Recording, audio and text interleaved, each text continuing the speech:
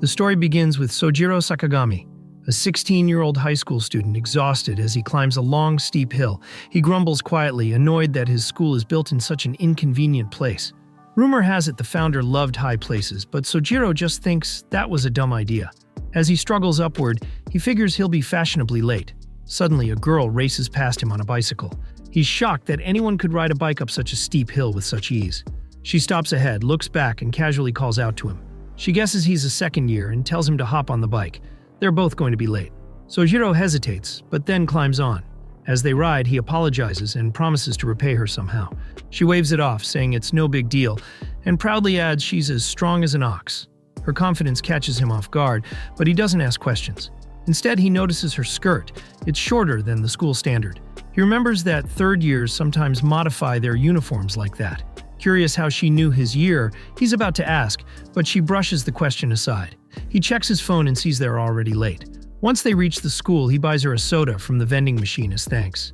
She smiles, accepts it, and apologizes again for not getting there sooner. Sojiro reassures her. It's fine, even if they only catch the second period.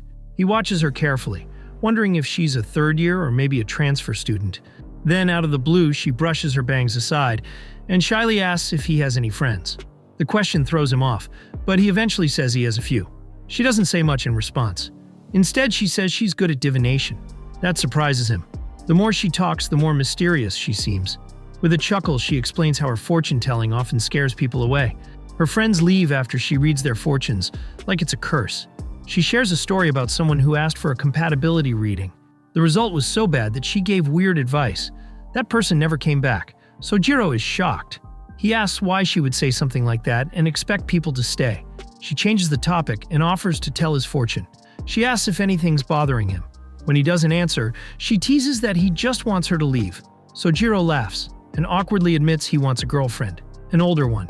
Her face shifts into something he can't describe. Confused? Horrified? He tries to laugh it off with a joke, but it doesn't land. Frustrated, he asks if it's really that wrong to be interested in someone older. Instead of answering, she rolls her bangs back and asks to see his hand. He gives it to her, thinking maybe she doesn't dislike him after all. Then his eyes drift to her half-unbuttoned shirt. But before he can get lost in thought, she looks at his palm and smiles. "As I thought," she says, "you're destined to be with someone younger than you." She adds confidently that it won't be long before he gets a girlfriend, and she'll be a kuhai, a younger student. Sojiro is confused. He doesn't feel like he connects with younger girls. Before he can respond, she tells him it's already been decided, then walks away. She says he's welcome to visit the Divination Club anytime. As she leaves, Sojiro watches her go, thinking about how strange but interesting she is. He realizes he never even asked for her name. Meanwhile, the girl, Inuki Asuka, arrives in her own classroom. The teacher scolds her for being late on the first day. She blames it on a flat bike tire, classic excuse, but her mind stays on Sojiro and his wish for an older girlfriend. She remembers the fortune she read and decides to keep her own year level a secret from him, for now. Even though she tries to brush it off, she finds herself blushing when she thinks about his reactions. She tells herself it doesn't bother her, but it clearly does. Later, Sojiro decides to find the Divination Club and meet that strange girl again. He stares at the club board. It's a mess and doesn't look official at all. Still, he steps inside. Inside, he finds Mizuki chewing on bread. She turns to him with a neutral face.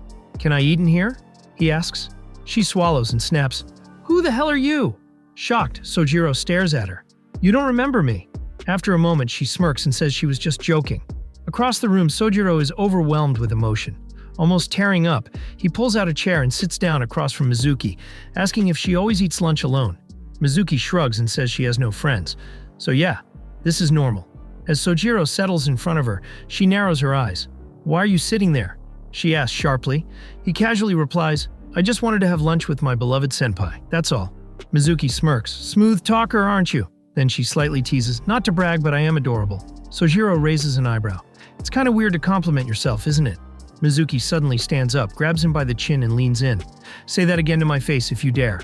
Panicked, Sojiro throws up his hands. Okay. You're undeniably cute," he blurts out. Mizuki blushes for a second, but regains her composure. She pulls out a crystal ball, announcing it's time for a special divination. Sojiro watches, thinking maybe she's just shy about compliments. But then he notices how awkwardly she's holding the ball. He silently predicts something bad is going to happen. Sure enough, It slips from her hands and shatters on the floor. Mizuki stares at the broken pieces in shock, her expression dark. Instead of crying, she dramatically points at Sojiro. "This is your fate," she declares, then mutters that she might as well go home. But before she leaves, she spins around, grabs his neck, and shouts, "It's pathetic that you can't change your own fate. My reading is absolute." Sojiro, flustered, yells, "Wait, are you trying to break my neck too?" He then blurts out, "I can feel your body pressed against me," which makes the moment even more chaotic. Mizuki freezes, realizing what he just said. Then, to his shock, she hugs him tighter with a dreamy look, dying in a cute girl's arms. That's every guy's dream, right? Sojiro mentally disagrees. "Nope, not me." He shouts that they should clean up instead. Mizuki lets go and agrees, saying the advisor will be mad if they leave the mess. As Sojiro watches her pick up glass with her bare hands, he mutters that she must eat gorillas for breakfast to be that strong. Unbothered, Mizuki kneels and continues cleaning. When she tries to grab a sharp shard, Sojiro grabs her hand and pulls it away. "Don't do reckless stuff like that," he says seriously. "This is the guy's job." Moved by his sincerity, Mizuki blushes. After a pause, she quietly agrees and turns away to hide her face. "Well, at least you're taking responsibility now. Thanks." While helping clean up, Sojiro accidentally cuts himself. Mizuki grabs his hand to check the injury. Then, without warning, she makes his bloody thumb touch a piece of paper. "What are you doing?" Sojiro cries. "I'm using your blood to make a seal for the club," she says calmly. He freaks out. "Are you insane?" She sighs, saying, "This is just the kind of club I run." Surprisingly, Sojiro responds, "You know what? I don't hate it." Mizuki grins and agrees. Sojiro silently wonders how he's ended up in such a bizarre situation. Before he can think more, she grabs his hand again and licks his wound. "Magic healing," she says casually, walking toward the door. "I'll go submit our club application." Sojiro stands there, dumbfounded. What kind of rabbit hole have I fallen into? Meanwhile, Mizuki walks down the hall, cheeks red and giddy. She's thrilled she got his thumbprint. The next day, Sojiro is getting ready for school. The TV plays in the background. It's a perfect day to go out. Now it's time for Namazu-senpai's fortune corner. Hearing that, Sojiro mutters, "I still don't know my senpai's name." Just then, someone scolds him from behind. "Can't you at least put your dirty clothes in the basket?" a girl says. He groans and agrees, asking her to tone down the yelling this early. She snaps back, "I'll stop when you grow up." Sojiro claims he's the definition of maturity. The news continues in the background as he heads to school. At the Divination Club room, Sojiro drops into a chair and tells his senpai to start with the basics. "Like your name." Mizuki, holding a box with a strange object inside, dodges the question. "Why? What do you want to know? My shoe size." "If you're offering, I'd prefer something else," Sojiro jokes. She stands up but slips slightly. Sojiro glances at her shoes and suddenly notices. They're first-year slippers. He freezes. "Wait, but these are first-year slippers." Mizuki panics. I didn't know we had a door over there." "What are you talking about?" Sojiro asks, confused. Scrambling for an excuse, she blurts out, "I knew they were first-year slippers. I just like the color." Sojiro stares at her, stunned. "You're a first year?" Mizuki sighs and finally admits, "I'm a repeater." Sojiro leaps up and apologizes, not sure what to say. "You repeated a whole year?" Mizuki smiles faintly, but it fades when Sojiro mutters, That explains why you're kind of lacking." Back in the club room, Mizuki, nearly in tears, snaps that repeating a year has nothing to do with not having friends, and she finds Sojiro's comment insulting. Sojiro panics. He realizes he said the wrong thing. Desperate to change the subject, he reminds her she still hasn't told him her name. Mizuki waves it off and says her name is Pai. Sojiro blinks. "You really say the most random things." She smirks and jokes that there's nothing to say about her. Not her name, not even her race. Sojiro stares at her, shocked. "Wait, what do you mean by race? Are you even human?" Mizuki grins, replying, "My name is Senpai, my race is unknown." Frustrated, Sojiro wonders if she's really okay saying things that weird. In response, Mizuki waves the club application papers in his face and tells him to just join already. He takes them reluctantly, but instead of filling them out, he suddenly grabs her hand. Her eyes widen in shock, and she quickly pulls her hand back. "Did you bring an umbrella today?" she asks. "No," Sojiro says. "The weather forecast said it'd be sunny." Mizuki twists her hair between her fingers and tells him to stop by the shoe rack after school. She has something for him. Sojiro looks out the window, wondering what she's up to. Suddenly, smack. She hits him on the head, telling him to stop mumbling and to follow her. Startled, he asks what she meant by something.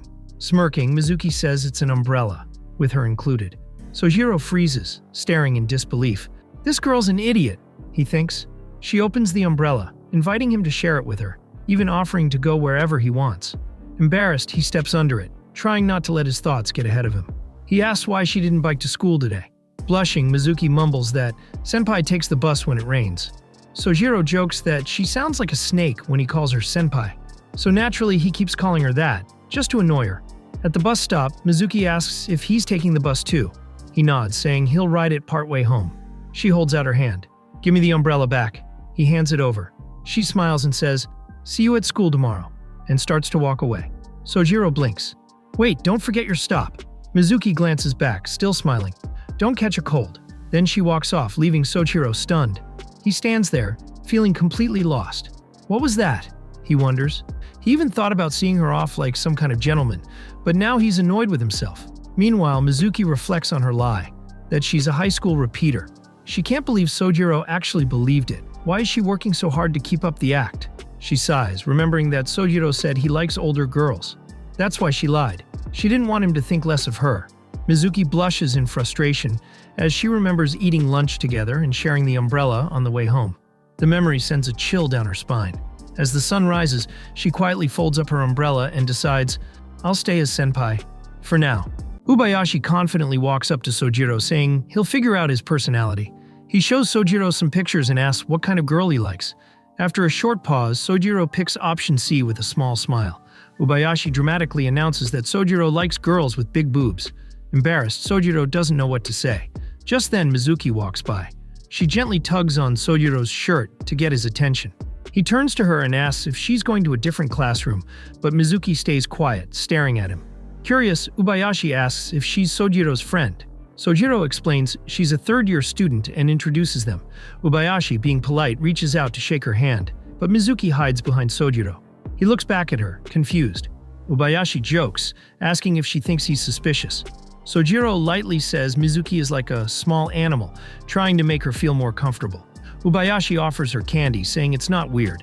Mizuki finally speaks, her voice soft but clear, and says no to the candy. Both boys are surprised. Ubayashi quickly offers a deal. If Mizuki becomes his friend, he'll tell her a secret about Sojiro.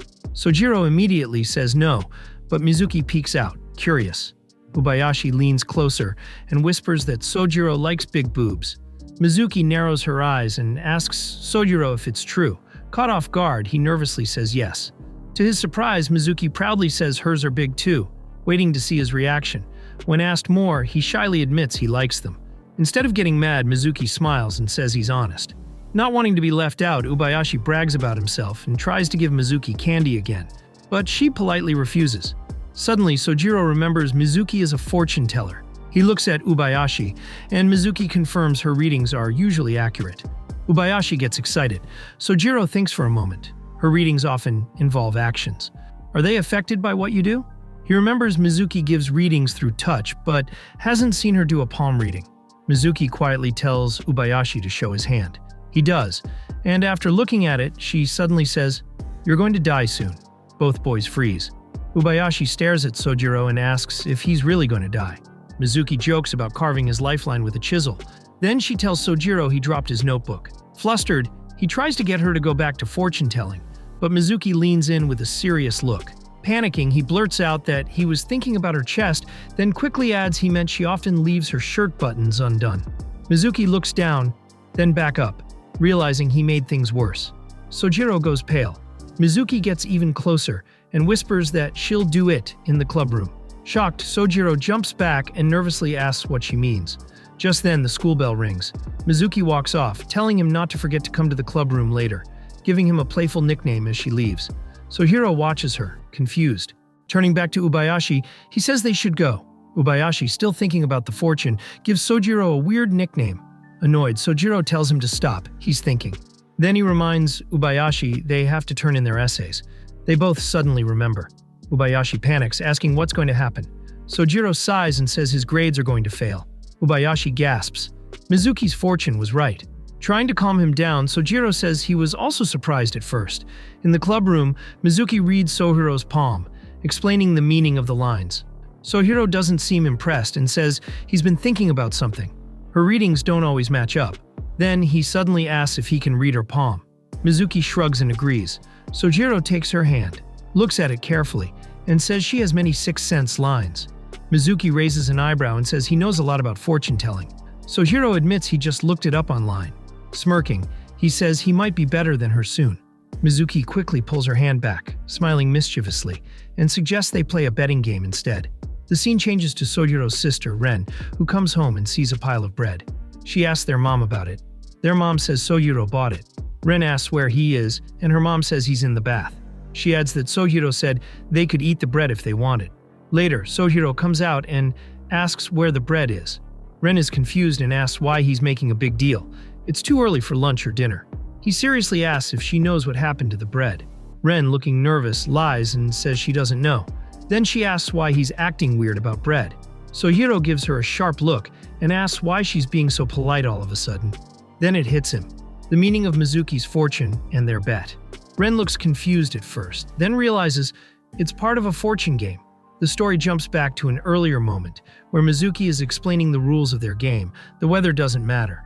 What matters is that the winner will be the one who correctly guesses what will happen tomorrow. Sojiro asks what the loser has to do. Mizuki cleverly says that the loser has to do whatever the winner says. Sojiro is surprised and asks if she really means anything. Mizuki confidently says yes, and even lets him decide what they should bet on. They agree to guess what Sojiro will eat for lunch tomorrow. He mentions that he usually cooks it himself. Mizuki is amused. She didn't expect him to pick something so simple. She playfully pokes his forehead, says she's already won, and reveals that tomorrow's lunch will be rice. Sojiro panics.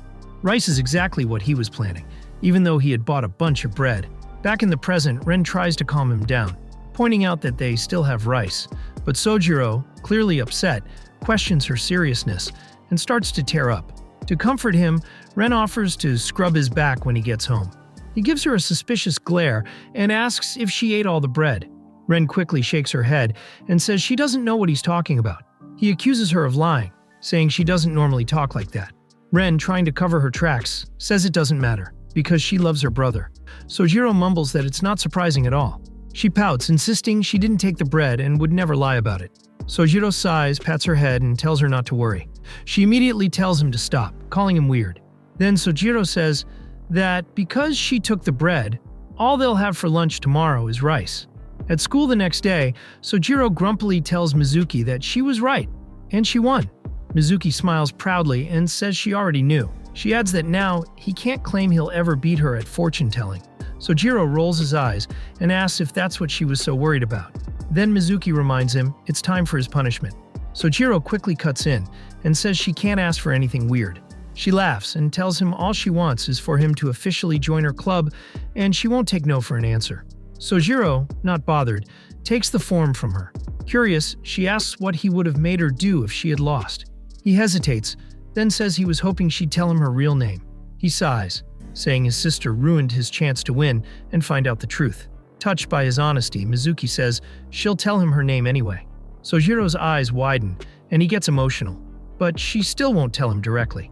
She rolls her eyes, calls him annoying, then grabs his face, pulls him closer, and says her name is Mizuki Isuka, and that she'll be in his care from now on. Sojiro, stunned, asks if she just called him by name, and calls her Mizuki-senpai. She corrects him and says he should call her Asuka-senpai instead. Sojiro stubbornly keeps calling her Mizuki-senpai. They go back and forth until Mizuki, frustrated, punches him in the face. He groans in pain, hides his face, and mutters that he's not done yet. Then, building his courage, he softly calls her Asuka. Mizuki freezes, her face turning red. She stammers, asking if it's not too early for that. Sojiro dramatically collapses to the floor, leaving her shocked. She quickly runs over and asks if he's okay, but Sojiro, still on the floor, casually waves her off and says he's fine. Later, an old teacher notices Sojiro and asks if he's looking for a fortune-telling club advisor. He says that's unusual, since the club is kind of strange. Leaning in, he quietly tells Sojiro to talk to Tsukimi-sensei. Just as he says the name, someone nearby turns. Tsukimi herself. She looks at Sojiro and asks if he wants her to teach him. With a smirk, she walks over and sarcastically wonders if he's here to complain about her messy hair again. The teacher bluntly says he does have a problem with Tsukimi, her hair, clothes, and work ethic. Basically everything. But he brushes it off and says Sojiro's here for her, not him. Watching Tsukimi, Sojiro thinks she's strange. She notices him staring and gives him a questioning look. He hands her a club registration form and explains why he's there. Tsukimi briefly glances at the form and leads him outside. As they walk, she casually asks what this is all about. Sojiro, a bit confused, realizes she hasn't really understood yet. Then it clicks. She gets that he's here to join. With a playful wink, she jokes, "You didn't come all this way to propose, did you?" Then adds she wouldn't blame him. She knows she's attractive. Flustered, Sojiro thinks she weirdly reminds him of Senpai. Tsukimi teases him, asking if he joined because of Asuka's body. He quickly denies it, but she just laughs, spins around, and teasingly calls him Aoni. When he corrects her, she turns back, a little embarrassed but still insists on the question. Sojiro wonders what's wrong with this school. Tsukimi smirks, saying no high schooler joins such a strange club unless they have a hidden reason. Sojiro hesitates, then explains that yes, the club was weird at first, but the mystery behind it drew him in. Even if Senpai were a guy, he'd still have joined. It just seems fun. Tsukimi taps her fingers, thinking.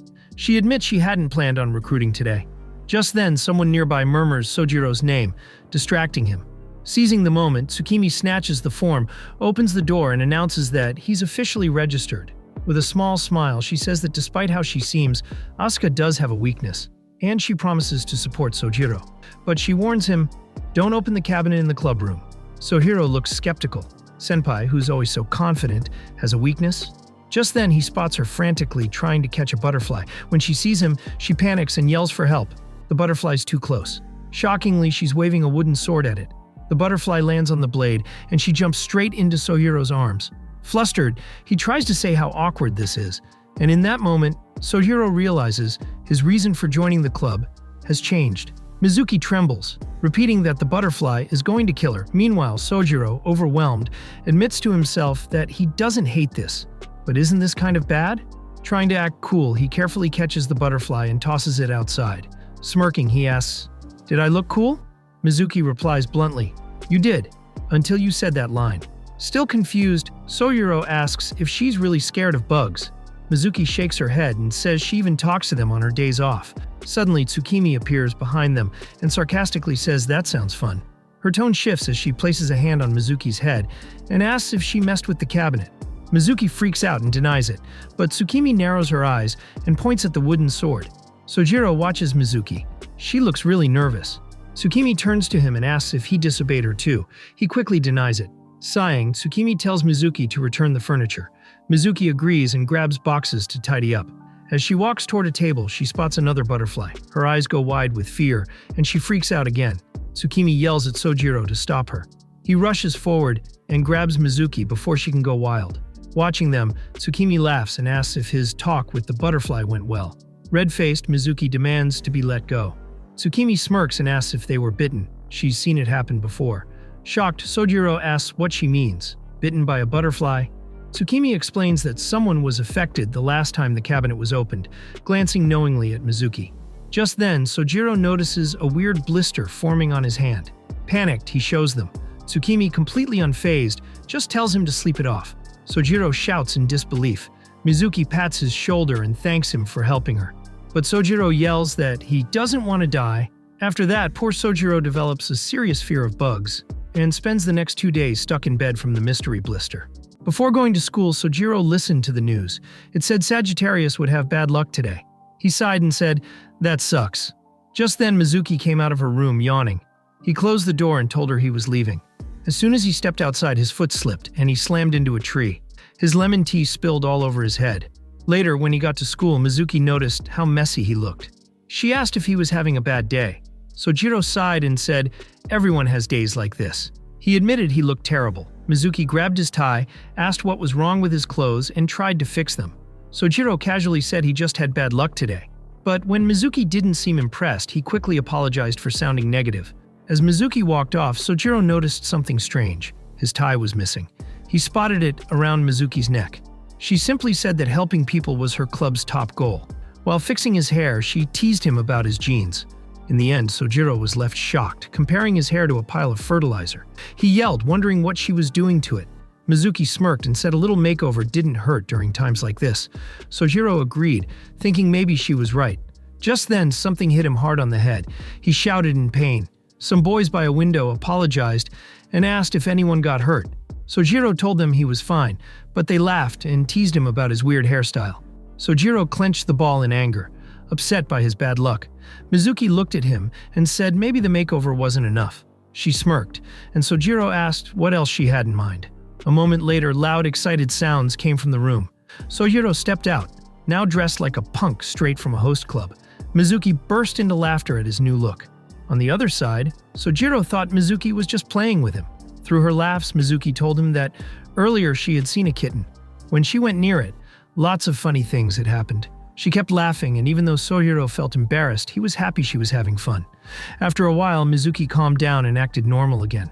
Sojiro asked if he could give her a makeover too. She agreed. Once she sat down, he started styling her hair. After a bit, she took off her jacket and asked him what he was doing. He said he was just taking a photo of his work. As he looked at her, she suddenly pulled him closer. Sojiro stared in shock. She said they should take a photo together. He agreed and took out his phone. As he tried to snap the picture, she tapped his hand, making things feel awkward.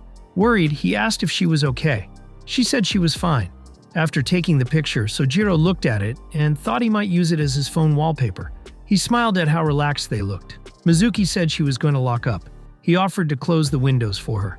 As he did, he said he thought his bad luck was finally over. Mizuki looked at him and asked if that meant she was the one who made him happy. Sojiro froze, wondering if she was proposing to him. Then Mizuki asked straight out if he was proposing to her. Shocked, he slipped on a ball. Mizuki caught him, and his head landed against her chest. In a panic, Sojiro realized he was too quick to think his bad luck had ended. Mizuki smirked and playfully asked if she brought him joy. Locking eyes with her, Sojiro quietly admitted that yes, she did. He knew deep down that he could have avoided this mess if he had really tried. Meanwhile, Mizuki felt her heart racing and wondered why it was beating so fast. Blushing, she stared at him. Sojiro awkwardly asked when she planned to let him go. His voice was shaky. The next day, Mizuki showed Sojiro her new swimsuit and asked for his opinion, but all he could focus on was how she looked in it. She explained that it was a hand-me-down and felt a bit loose. In a burst of awkwardness, Sojiro blurted out, "Are they fake?" She shot him a sharp look, wondering what he meant. Flustered, Sojiro quickly said he was talking about the swimsuit's age and fit, not her chest. With a playful smile, Mizuki confirmed that her chest was very real. She warned him that if the swimsuit slipped, things could get awkward. Totally flustered, Sojiro stammered that he would introduce himself first, then realized what he had just said. As soon as the words left his mouth, he froze in regret. Trying to cover it up, he quickly changed the subject, looking around and asking if this was the shop she mentioned. Mizuki nodded and told him to think of it as an out-of-school activity for the Divination Club. As Sojiro sat down to wait, Mizuki started trying on swimsuits. After a while, she stepped out wearing one and confidently asked his opinion. Keeping a straight face, he said it looked bold. Mizuki paused, confused, and asked him to explain. When he repeated himself, she huffed and went back inside to change. She tried on several more swimsuits, asking what he thought each time, but every time Sojiro just said the same word, bold. Getting annoyed, Mizuki clenched her fists. Sensing her frustration, Sojiro quickly apologized, admitting he was just joking. Inside, he thought about how great she looked in all the swimsuits and how cute she seemed every time. Expecting her to get mad, he braced himself, but instead Mizuki calmly adjusted his collar. She then said she would buy all of the swimsuits. As he watched her, Sojiro noticed how happy she seemed whenever he called her cute. When she came back, he asked why she didn't buy the school swimsuit like she had planned. Mizuki looked confused. He joked that her memory must be tiny, like 5 megabytes, if she had forgotten already. Embarrassed, she admitted she had never planned to go to the beach before because she had no one to go with. As they walked off together, Mizuki suddenly turned around with a big smile. She proudly told Sojiro that she had won this year, saying their summer at Hadad would be even more exciting. Sojiro smiled back, saying it looked like a busy summer was ahead for her. Mizuki playfully asked if he'd be up for more shopping, and he happily agreed, saying it would be fun. They visited many shops, bought clothes and accessories, and even took a photo together while drinking bubble tea. At the end of the day, Mizuki thanked him for coming along. Caught in the moment, Sojiro said it felt like they'd been on an after-school date, but Mizuki quickly teased him, reminding him it was just a club activity. With a sigh, he joked that they looked more like a couple dating for 3 months. Mizuki laughed and said there was nothing wrong with that. Then she asked if he was free afterward, since they still had some time. Sojiro smiled and reminded her she had already taken him on a date. Checking his phone, he noticed he had to make dinner soon, so he would need to go home shortly. Out of nowhere, Mizuki complained that her hands hurt from carrying all the shopping bags. She stopped for a second, then her face brightened with an idea. Curious, Sojiro asked what was on her mind. With a smile, she said her house had cockroaches and asked if he could help her get rid of them. Sojiro paused and asked if she really wanted him to come over. He joked about using a cockroach to tell fortunes, making her glare at him as she demanded to know if he was making fun of her. Flustered, he stuttered that going to her house didn't seem like a good idea. It felt strange in many ways. Mizuki, confused, asked what was so bad about it. Panicking, he insisted it was fine and told himself to just accept it. As Mizuki let out a deep sigh, Sojiro finally agreed. He looked at her, trying to clear his anxious thoughts, gently tapping his face to stay focused. He reminded himself he could handle it. Watching him, Mizuki joked that he sometimes really scared her. Later, she asked her mom when dinner would be ready, only to get scolded for calling her brother like that. Her mom reassured her that she trusted Sojiro to behave properly since he was also a student. At Mizuki's apartment, Sojiro noticed the room looked untouched.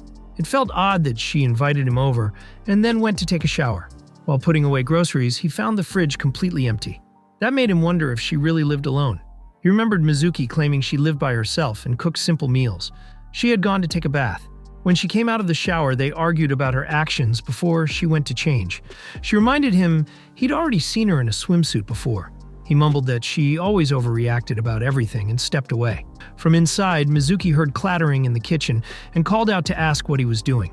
Casually, Sojiro answered that he had started cooking dinner. Even though he hesitated at first, his body moved by instinct. Mizuki shrugged and said she didn't mind. She added that he could be surprisingly confident sometimes. Looking confused, Sojiro met her eyes as she patted him on the back, teasing him about showing off. Annoyed, he muttered under his breath that she was a pain and asked where the plates were. Mizuki grabbed them and said she bought those plates just for him. Sojiro stared at her. Surprised, she was 2 years older than him. Shaking off the thought, he told her to start her homework. Mizuki grinned and sarcastically asked if he was her mom now. Ignoring her, Sojiro kept cooking. But Mizuki stayed nearby, watching him closely. Her constant staring annoyed him, and he finally told her she was acting like a child. He patted her head and asked if she wanted to help. She gave him a sharp look and warned him to stop treating her like a kid, or she'd hurt him. He told her to cut the tofu. Mizuki got a knife, and Sojiro nervously watched her. Seeing how she held it, he quickly stopped her and reminded her to curl her fingers to stay safe. Gently taking her hand, he showed her the right way. Their eyes met briefly before Mizuki grumbled that he really was bossy. Sojiro apologized and said he just wanted her to be safe. With a small grin, Mizuki teased that right now he was scarier than the knife. Suddenly, the rice cooker beeped. Sojiro turned to it and announced that the rice was ready. He was amazed at how fast modern cookers worked. Mizuki smiled softly but didn't say anything. Once the food was done, Sojiro served it and told her to eat. They ate together, and Mizuki lit up after her first bite. She said the food was delicious. Sojiro casually mentioned he often cooked at home, saying it was no big deal. But Mizuki kept praising his skills, making him smile with relief. He was happy she enjoyed it. He complimented her tofu cutting, and Mizuki proudly said it was perfect because she was awesome. Sojiro chuckled. As he looked outside, he noticed it had gotten late. He realized he might have stayed too long and said he should leave. Mizuki offered her spare futon if he wanted to stay, but he kindly said no. He needed to get home. She looked confused and asked if she'd said something wrong. Sojiro reassured her she hadn't and said he would still leave even if she wanted him to stay. Mizuki pointed out that she didn't have any umbrellas for him. He brushed it off, saying it wasn't raining. But the moment he opened the door, a heavy rain poured down. He stood there, shocked. Mizuki chuckled with a playful smirk and told him, jokingly serious, that there was no way he was leaving now. Sojiro turned to her, looking uneasy as she firmly shut the door behind him. The rain kept pouring outside. He asked Mizuki for an umbrella, but she refused, saying no umbrella could handle this storm. He thought about calling his dad, but his father wouldn't be home tonight. Determined, Sojiro said he'd leave anyway, but Mizuki softly called his name, making him stop. She admitted it had been a long time since she shared a meal with someone. She asked him to stay a little longer. Hesitating, Sojiro agreed. They sat together and watched TV as the rain fell. Even as his thoughts wandered, Sojiro found himself wondering, does Mizuki like me? But he quickly pushed the idea away, annoyed by how she ignored personal space. Trying to set some boundaries, he brought up the importance of proper behavior. He warned her that when a girl casually jumps on a guy, people might think badly of her. Mizuki didn't seem to care. Instead, she admired her reflection in the dark TV screen. "A cute girl always stares back at me," she said. Sojiro groaned in frustration. "Do you even understand what it means to invite a guy over like this?" he asked, but Mizuki didn't answer. Instead, she leaned against him, making him question her feelings all over again. Just as he felt the urge to hold her, Mizuki commented on the show. She pointed out how a similar moment led to an awkward situation. Startled, Sojiro quickly pulled away. Thankful he didn't act on his emotions. Then, suddenly, lightning struck, and the power went out. Mizuki grabbed onto him tightly, her voice shaky. "I'm scared," she admitted. Confused, Sojiro replied sarcastically, "Thanks for letting me know." But Mizuki still wouldn't let go. Frustrated, Sojiro reminded her, "You knew this was going to happen." But Mizuki just said, "Knowing it doesn't make it any easier to go through." As he pressed her for more details about her vision, she suddenly pulled him down with her, and they both collapsed onto the floor. Mizuki let out a soft laugh and teased, "We always end up like this, huh?" Exasperated, Sojiro asked, "Just how far can you see into the future?" Mizuki answered mysteriously, "I know everything, but I don't look too far ahead." She paused. "I only knew up to the blackout." Sojiro became serious. "Then why do you go through all this?" "Just for me." But before he could finish the question, Mizuki gently ran her fingers through his hair. "I do whatever I want," she said. "Nothing more, nothing less." Sojiro hesitated, then asked quietly, "What if I was having inappropriate thoughts about you?" Mizuki's cheeks turned red. She nervously asked, "What do you mean?" His heart pounded. He couldn't deny how he felt anymore. Mizuki leaned in, curious. "So, what do you plan to do next?" Sojiro stared at her, completely lost in thought, but no answer came to his lips. That night, Sojiro awakened his inner courage and ran away from the situation, even though it was pouring rain. The next day, Sojiro felt sluggish all day. After class, Ibayashi came up to him and said everyone else had already gone home. He also reminded Sojiro that he needed to stop by the club room. Without saying a word, Sojiro headed there, which made Ibayashi worried. Sojiro still wasn't sure if Mizuki really liked him or not. The truth was, she had invited him over yesterday and pulled that kind of stunt, which made it seem like she had planned to go further with him. If they really had done something intimate, they would have graduated from being innocent teenagers overnight. But Sojiro wasn't ready for that. He was old-fashioned and wanted to wait. When he entered the club room, Mizuki suddenly pounced on him. But after realizing it was Sojiro, she let go, saying she thought he was a client. She then said she forgot something at his house the night before and started tugging at his jacket. Seeing her strip made Sojiro shriek, remembering yesterday's events. Last time he ran away, but he wasn't sure he could resist if it happened again. Seeing his reaction, Mizuki apologized. She admitted she went too far and took advantage of his kindness, but claimed it was necessary. Sojiro thought maybe his feelings were just messy and tried to explain himself, but Mizuki quickly shoved him into the locker, telling him to stay there for the time being. Not long after, Ibayashi entered the room. He said he had heard the club was a place where you could ask for advice. He brought up how Sojiro had been acting strangely today. He also hinted that he knew Mizuki's secret, that she was actually younger than both of them. Then he said despite Sojiro's flaws, he was still his friend and he wouldn't forgive Mizuki if she was the reason Sojiro was suffering. Mizuki laughed at this, commenting on what a good friend Sojiro had. She reassured Ibayashi that even if she seemed inconsiderate at times, Sojiro was still part of her club, and she would never deceive or hurt him. Ibayashi decided to believe her and left. As he walked out, Mizuki gave him a little fortune too, saying he, like Sojiro, was destined to be with someone younger. Afterward, Sojiro stepped out of the locker. Mizuki once again told him he had a great friend, and Sojiro admitted he didn't deserve a friend like that. Then he sat down and asked Mizuki if they had ever met before, and if she liked him. Mizuki replied cryptically, reminding him that his fate was with someone younger. Sojiro told her directly that her way of acting toward the opposite gender was flawed. Still, he admitted he enjoyed the club activities and spending time with her. He even patted her head, which made her happy.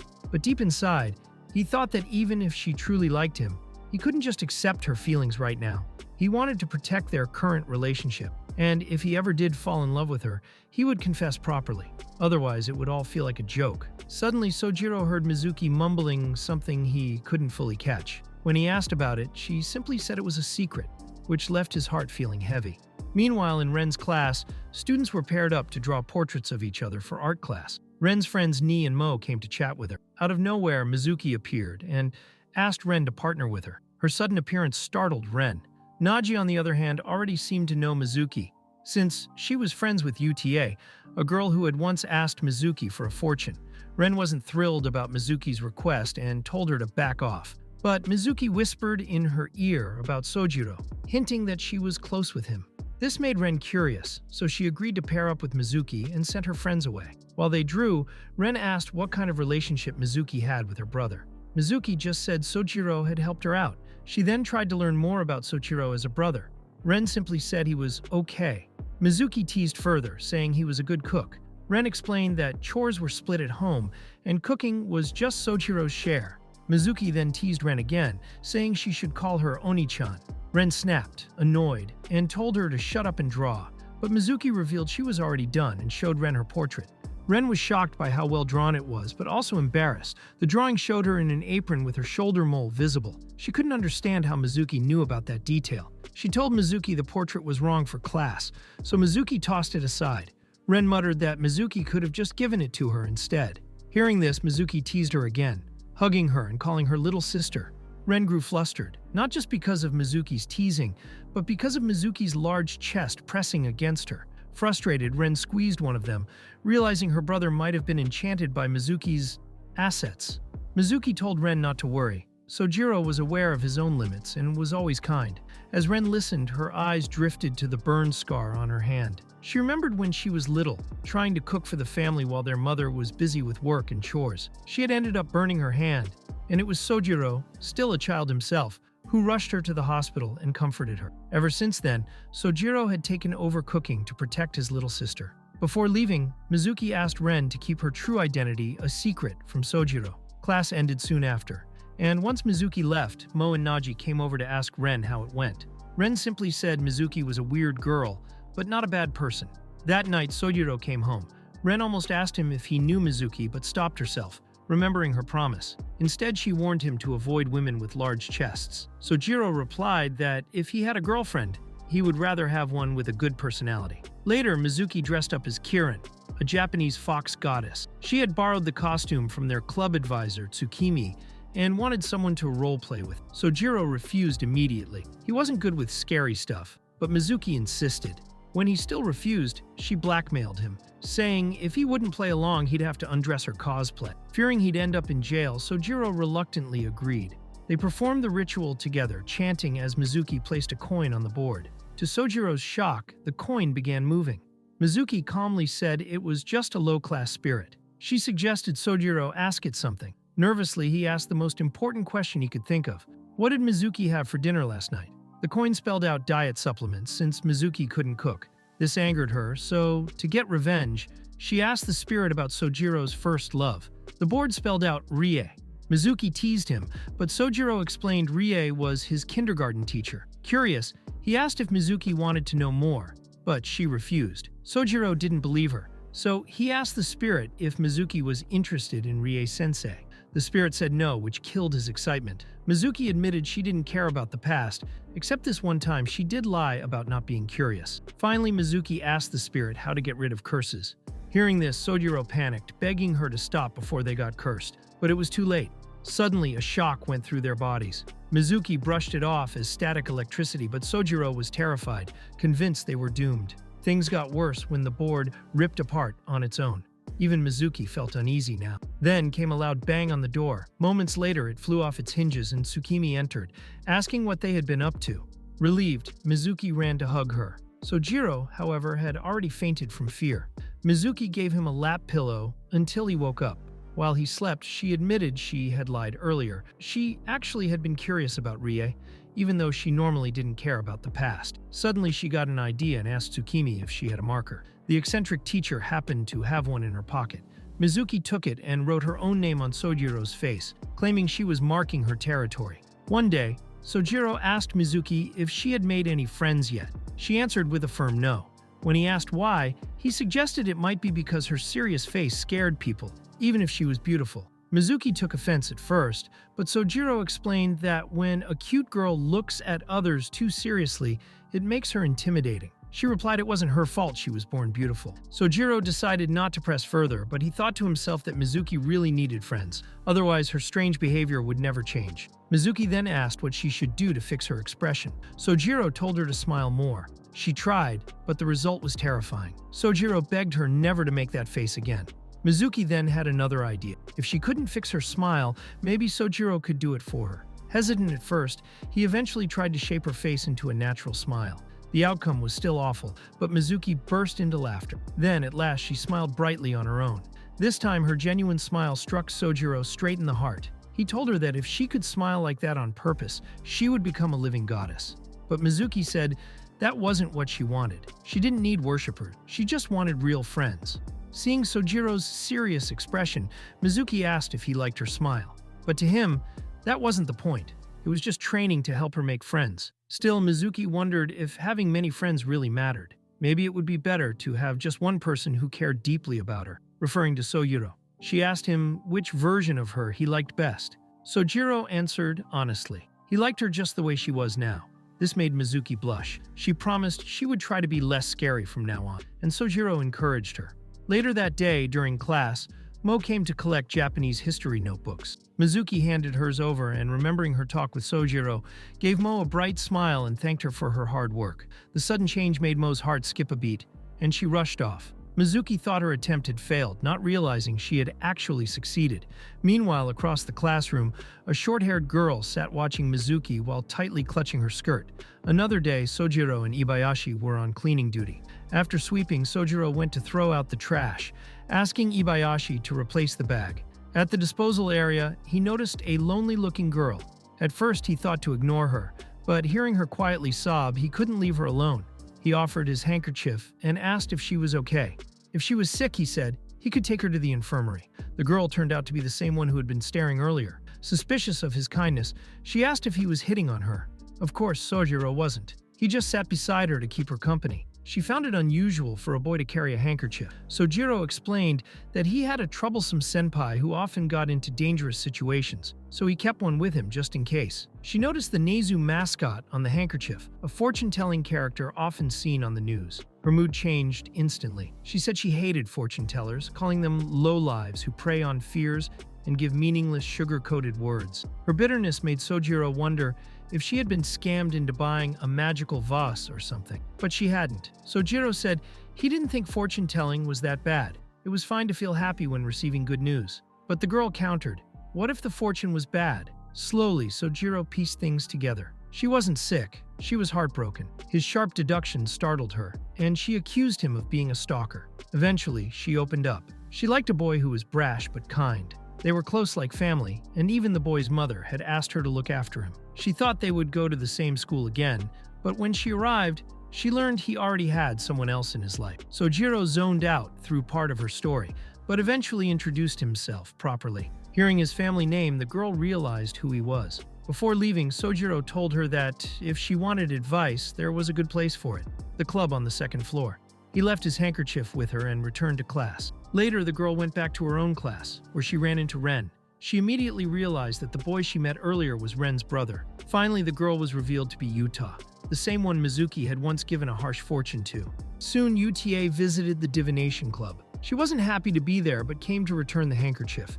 Inside, she found two people arguing over sumo, specifically that you're supposed to push your opponent out of the ring, not pee on them. Confused, Utah spotted Mizuki, which shocked her even more. Then she heard Sojiro call Mizuki-senpai, which Mizuki quickly signaled her to keep quiet about. Utah remembered Mizuki's brutal fortune, telling her she'd need plastic surgery if she wanted a chance with her crush.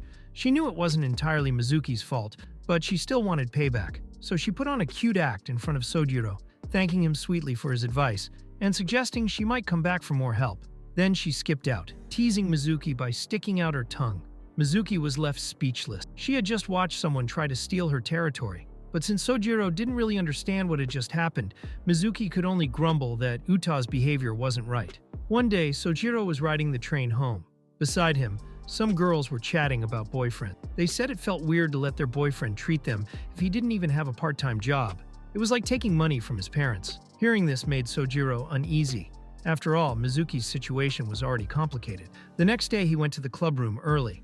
Mizuki arrived and was surprised to see him there before her. Sojiro explained that homeroom ended early, so he had some free time. She noticed the magazine in his hands and asked what it was. He told her he was looking at part-time jobs. Immediately, Mizuki declared that part-time jobs were banned in her club. Sojiro was confused. He knew the 3 silly rules about spoiling, obeying, and fawning over Mizuki, but this rule was new to him. Mizuki then asked if there was something he wanted to buy, insisting she could just get it for him. But Sojiro shook his head. He scolded her gently, saying she should manage her money better since she lived alone.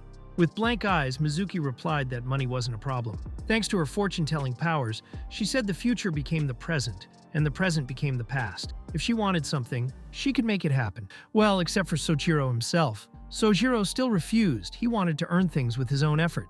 Mizuki quickly admitted she was joking, mostly. Then she had an idea. He could just work at her house, and she'd pay him any rate he wanted. But Sojiro explained why he wanted a job. He wanted to save up for summer, so they could go out together. As a man, he wanted to pay for Mizuki's share, too. Hearing this, Mizuki blushed bright red. She was flustered but happy. She told him that only Sojiro would think of doing something like that for her. Sojiro said she could expect even more in the future. Finally, Mizuki agreed to let him get a job, though she was a little sad it would take time away from the club. Sojiro reassured her he would only work weekends. That meant he'd have no days off, but he didn't mind. Mizuki, still trying to sway him, suggested again that he just work for her. He wouldn't have to do anything weird, just share a meal with her for 30,000 yen. But instead of being tempted, Sojiro sulked, feeling unreliable. This triggered Mizuki's teasing side. Out of nowhere, she grabbed his head between her thighs and squeezed, telling him there was no need to be depressed. She could make a man out of him. Sojiro panicked, convinced she was going to do lewd things. He muttered that Mizuki had no sense of chastity. Offended, she kicked him, insisting she wasn't like that. It wasn't as if she'd do such things with anyone. But by then, Sojiro had already passed out from the squeeze, ascending dramatically into the afterlife. Meanwhile, Ren was out at karaoke with her friends. Mo struggled to separate the drinks because Naji had mixed them up, and she couldn't handle fizzy ones. Naji teased her, asking if she had superpowers. Mo sarcastically answered that she was an Esper. That led the group to talk about Espers in general. Someone mentioned there was an Esper around their age who had appeared on TV recently, though they couldn't remember his name. Suddenly, UTA barged in, annoyed that she was the only one actually singing. Everyone ignored her question and shifted the conversation to chasing happiness instead. Back at the club room, Mizuki and Sojiro were working on her Make Friends plan. This time it meant creating a social media profile. Sojiro explained that depending on how she used it, it could help her succeed. But Mizuki wasn't serious. She put her name down as Tanaka. Not terrible, but clearly fake. Next, they worked on her bio. Sojiro asked if she had any talents or strong points. Mizuki smirked and said she had her mommy milkers. Obviously, they couldn't write that, so Sojiro pressured her to just put fortune-telling. Mizuki, distracted, accidentally typed breast divinations. After fixing that, they moved on to the profile picture. Mizuki claimed she had the perfect one in mind. Sojiro reminded her it couldn't show her chest. She swore she wasn't going to, but her body language betrayed her. Still, she insisted it was fine. Then she showed him the picture. Mizuki in casual clothes, her figure fully on display. Sojiro froze, completely flustered. The only words that escaped his mouth were his true feelings. He wanted that picture. Even though Sojiro wanted the picture of Mizuki, he held back like the good boy he was. Mizuki teased him, saying that holding back was bad for his body. In the end, she just set a picture of Hauge as her profile icon. The account looked like a total spam profile anyway. They made their first post. Mizuki commented that each step they took made things look sloppier and sloppier. At karaoke, Ren was scrolling through her phone and spotted the new account. She asked Rai if it belonged to her brother, but before Rai could answer, Naji and Mo swarmed her with questions about him. Rai explained that he was a second-year student at their school, basically their senpai. Meanwhile, UTA checked the profile. It only had one follower, Sojiro, and the only post was about accurate fortune-telling. Without hesitation, UTA blocked it. Back at the club room, Mizuki panicked when she realized she'd been blocked. She told Sojiro, who suggested maybe the person just blocked anyone named Tanaka. Mizuki thought maybe she should change her name. At karaoke, Mo finally remembered the name of the Esper boy they'd mentioned earlier. It was Namazu. But when UTA heard the name, she covered her ears and started making loud noises to avoid hearing anything about fortune-telling. The girls tried to calm her down, but she burst into tears remembering her depression. They handed her the mic so she could sing her sadness away. Meanwhile, Mizuki changed her online name to Namazu, revealing herself as the Esper boy. Hey guys, sorry for mid-editing, but I noticed a lot of you are watching my videos without subscribing. Our subscribe ratio is literally close to 0. I'd really appreciate it if you hit that subscribe button. It helps a lot. Thanks. Now, back to the recap. One day after school, Sojiro headed to the club room, humming along the way. As he approached, he heard a voice. Peeking inside, he saw Mizuki trying to close the tall transom windows but struggling to reach them. Sojiro walked over to help. He remarked on how small she really was. Mizuki misunderstood, thinking he was talking about her chest size. Sojiro clarified he meant her height. But before they could settle it, one of her blouse buttons popped off and hit him in the face. Mizuki proudly declared it proved her bigness. Seeing her chest peek out, Sojiro quickly took off his shirt and handed it to her, telling her to change inside while he sewed her button back on. Mizuki eagerly started stripping right there, but Sojiro stopped her midway and pushed her into the clubroom to change. He also closed the windows for her, earning her cheerful applause. Sojiro pulled out a sewing kit from his bag. It had just enough thread for the job. He fixed her blouse quickly. Mizuki came back out wearing his oversized shirt, her curves clearly showing. Embarrassed, Sojiro averted his eyes and told her to button up, but Mizuki leaned close, teasing him, asking if her blouse was ready. He revealed it was already done. Impressed by his speed, Mizuki asked if sewing was his specialty. Sojiro shrugged it off as a small task. Wanting his shirt back, he asked her to return it. But Mizuki refused, claiming the shirt was hers now. Even when he pleaded, she playfully said if he wanted it back, he'd have to take it off her by force. Of course, Sojiro didn't dare. Mizuki kept teasing, finally offering her own blouse in exchange. Against his will, she forced him into it. The blouse was skin-tight. The fabric stretched, and in a second, all the buttons popped off. Mizuki burst into laughter, telling him there was no way he could wear that home. Broken and humiliated, Sojiro collapsed in despair. Mizuki crouched beside him, laughing, and declared that he would never be able to win against her. A few days later at lunchtime, Sojiro realized he had accidentally taken Rai's lunchbox instead of his own. Ibayashi was shocked at how huge it was, 4 times the size of his. Sojiro explained they had both rushed to school, so the boxes got mixed up. He went to Rai's classroom to exchange it. Embarrassed, Rai asked why he came, but Sojiro joked around. He handed her lunchbox back and asked for his, but Rai was confused. She hadn't eaten it. Sojiro panicked, thinking she had already finished his entire meal. Rai brushed it off, still having room to eat her gigantic lunch anyway. They bickered, catching the attention of Mo and Utah. Mo noted how tall Sojiro was, though she couldn't see his face clearly. Utah suddenly stood and walked over. She offered her own lunch to Sojiro. Ren was surprised and asked if she knew her brother. Utah admitted they weren't properly introduced yet, but confirmed they knew each other. She explained she'd had home economics earlier and wasn't hungry. Sojiro accepted her lunch, thanking her. Ren watched their chemistry and got an idea. Sojiro then suggested they share the lunch at the clubroom. It would be fun with Mizuki there too. Utah tried to back out, but Ren insisted, pushing her along with Sojiro toward the Divination club. Back in class, Ren returned to her seat, thinking that if she were going to have a big sister, she'd rather it be Utah than Mizuki. Meanwhile, Sojiro and Utah arrived at the clubroom and began splitting the lunch between them. Mizuki sat nearby, growing increasingly jealous of their chemistry. Furious, she demanded to know what they were doing. Sojiro explained that since Ren accidentally swapped their lunches, Utah had kindly offered to share hers. He thought they could eat while also doing some club activities. Utah then jumped in, asking Mizuki if it was true she could predict someone's destined partner. Mizuki agreed, but before she could start, Sojiro took a bite of Utah's cooking and was amazed at the taste.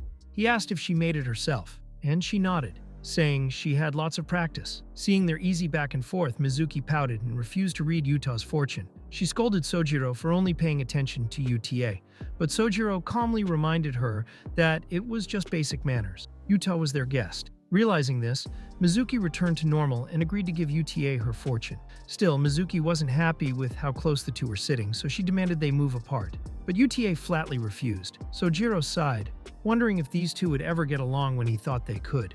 Then Utah asked Sojiro if he knew who his destined partner was. Mizuki quickly answered that fate had already chosen her for him.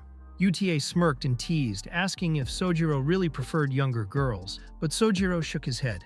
With Ren as his younger sister, dating a younger girl would just feel like he was dealing with another sibling. Hearing this, Utah quietly mocked Mizuki, who grew irritated and insisted that her fortunes were absolute. The tension rose, but Sojiro stepped in. He gently massaged Mizuki's head, telling her to calm down. He reminded her she was talking to someone 3 years younger. This surprised Utah. She laughed, explaining that Mizuki wasn't even pretending to be a third year. She was acting more like a fourth year, someone almost old enough to drink. Mizuki fumed while Utah laughed harder. To defuse it, Sojiro walked over and patted Utah's head too, telling her it takes two to start a fight. Utah stared at him blankly, thinking he was kind of a weirdo, and for once, Mizuki agreed with her. After noon, Sojiro walked into the clubroom only to find Mizuki crouched over Mo, who was unconscious on the floor. Sojiro gave a nervous laugh and asked what the heck she was doing. Mizuki played dumb, claiming that Mo had suddenly started talking to her and then collapsed, so she was helping her by stripping her. Sojiro was completely baffled at the logic. What did fainting have to do with getting undressed? But Mizuki ignored his concerns and rambled about how she'd always been interested in girls' underwear. She proudly pulled out Mo's bra. Horrified, Sojiro told her to put it back immediately, but Mizuki, being Mizuki, placed it on top of his head instead. Sojiro froze, realizing something bad was about to happen. He panicked at the idea of having a bra on his head, but Mizuki teased him further, claiming that while Mo was big, she was still nothing compared to her. Then Mizuki got one of her brilliant ideas. She pulled out a pair of panties and plopped them on his head too, making him look like a total pervert. Sojiro was on the verge of breaking down. He asked if the unconscious Mo was now defenseless, both above and below, but Mizuki simply announced she was going to fetch their club advisor and walked out, leaving him alone with Mo. Seeing the poor girl half-stripped on the floor, Sojiro felt sympathetic. He gently covered her with his blazer. At that moment, Mo opened her eyes and sat up, immediately noticing a strange guy sitting in front of her. She nervously asked who he was. Sojiro, panicking, tried to cover his eyes, but in his rush, he accidentally used her bra as a blindfold. Mo froze, confused at the bizarre sight. Then, as she focused more closely on him, she started to realize who this boy really was. Mo grew fearful and disgusted, asking if Sojiro was some kind of pervert. She even questioned what on earth he had done to her while she was asleep. Sojiro frantically denied everything, insisting there was an explanation. But then Mo noticed something worse. There was a pair of panties stuck on Sojiro's head. Her face turned beet red as she hurried to cover herself out of embarrassment. At that moment, the clubroom door opened and Mizuki walked in. She explained that Tsumugi wasn't available, then pretended to be clueless about what was going on. To Sojiro's horror, she condemned him as a pervert too, leaving him to wonder why even Mizuki had forsaken him. Mo was surprised to see Mizuki there, but Mizuki whispered for her to keep her real identity secret. Eventually, the misunderstanding was cleared up, and Mo asked for her underwear back. Sojiro quickly returned it, but then Mo froze. She was still wearing her own, which meant the underwear he had just given her didn't belong to her at all. Sojiro realized with a jolt that they must belong to Mizuki. When he asked, Mizuki didn't confirm or deny it. Instead, she smirked and told him to find out for himself. Completely thrown off, Sojiro was left confused, clueless, and certain that Mo was the biggest victim in this bizarre mess. One day after school, Sojiro was heading home with Mizuki. As they walked toward the school gate, he dropped his bag and a bundle of fireworks spilled out. Mizuki's eyes widened. She asked where he got them, and Sojiro explained that Yuashi had given them to him. That only made Mizuki more suspicious, wondering why Yuashi always handed out things that appealed to kids. Sojiro then asked if Mizuki liked firework. She admitted she hated them, but Sojiro, determined, said that since they had them already, they might as well try them out. Mizuki reminded him that the nearby riverbank didn't allow firework. That's when Sojiro had an ingenious idea. Why not set them off at his place? The suggestion left Mizuki wide-eyed and speechless. Eventually, they reached the Sakagami household. At the door, Sojiro told Mizuki to wait while he went to change clothes. Ren greeted him, warning him to be careful, because Utah was here. Despite the warning, Sojiro stumbled straight into the bathroom, only to find Utah fresh out of the bath. Startled, he froze, shocked that things like this actually happened in real life. Almost instantly, he shut the door as if trying to erase what he had just seen. Outside, Mizuki sat waiting while Ren scolded her brother for barging in on Utah. Utah, embarrassed and blushing, still tried to defend Sojiro, saying he didn't know. Sojiro bowed, apologizing to Utah and admitting he had no excuse. As a token of apology, he invited both her and Ren to join the fireworks display. Mizuki, overhearing this, asked why Utah was even there. Ren explained that some things had happened, so she lent their bath to her. Then Ren turned the question back on Mizuki, asking why she was there. Mizuki, being cheeky and non-compliant, claimed it was her house. Ren instantly denied it. Later, as they all sat on the porch chatting, Ren suddenly asked Mizuki if she liked her brother. Mizuki paused, uncertain. She said she didn't really care how other people defined emotions. This annoyed Ren, but Mizuki went on, saying that sometimes, when she looked at Sojiro, she felt excited, or something like that. Ren snapped, declaring that was just lust. Mizuki countered that it was something pure. Their bickering grew into a noisy commotion, until Sojiro walked over and handed Mizuki some of the fireworks. Mizuki asked if they weren't saving them for night, but Sojiro said no. It would be too dangerous for her to go home alone that late. But Mizuki casually mentioned she didn't plan on going home at all that night. This startled Sojiro and made Ren even angrier. Ren told Mizuki to leave right away and announced that UTA would be staying over. UTA was just as shocked, since she hadn't been told this, but Ren insisted. Their mother, overhearing, gave Ren permission. Out of spite, Mizuki also asked for permission to stay, and surprisingly she got it too.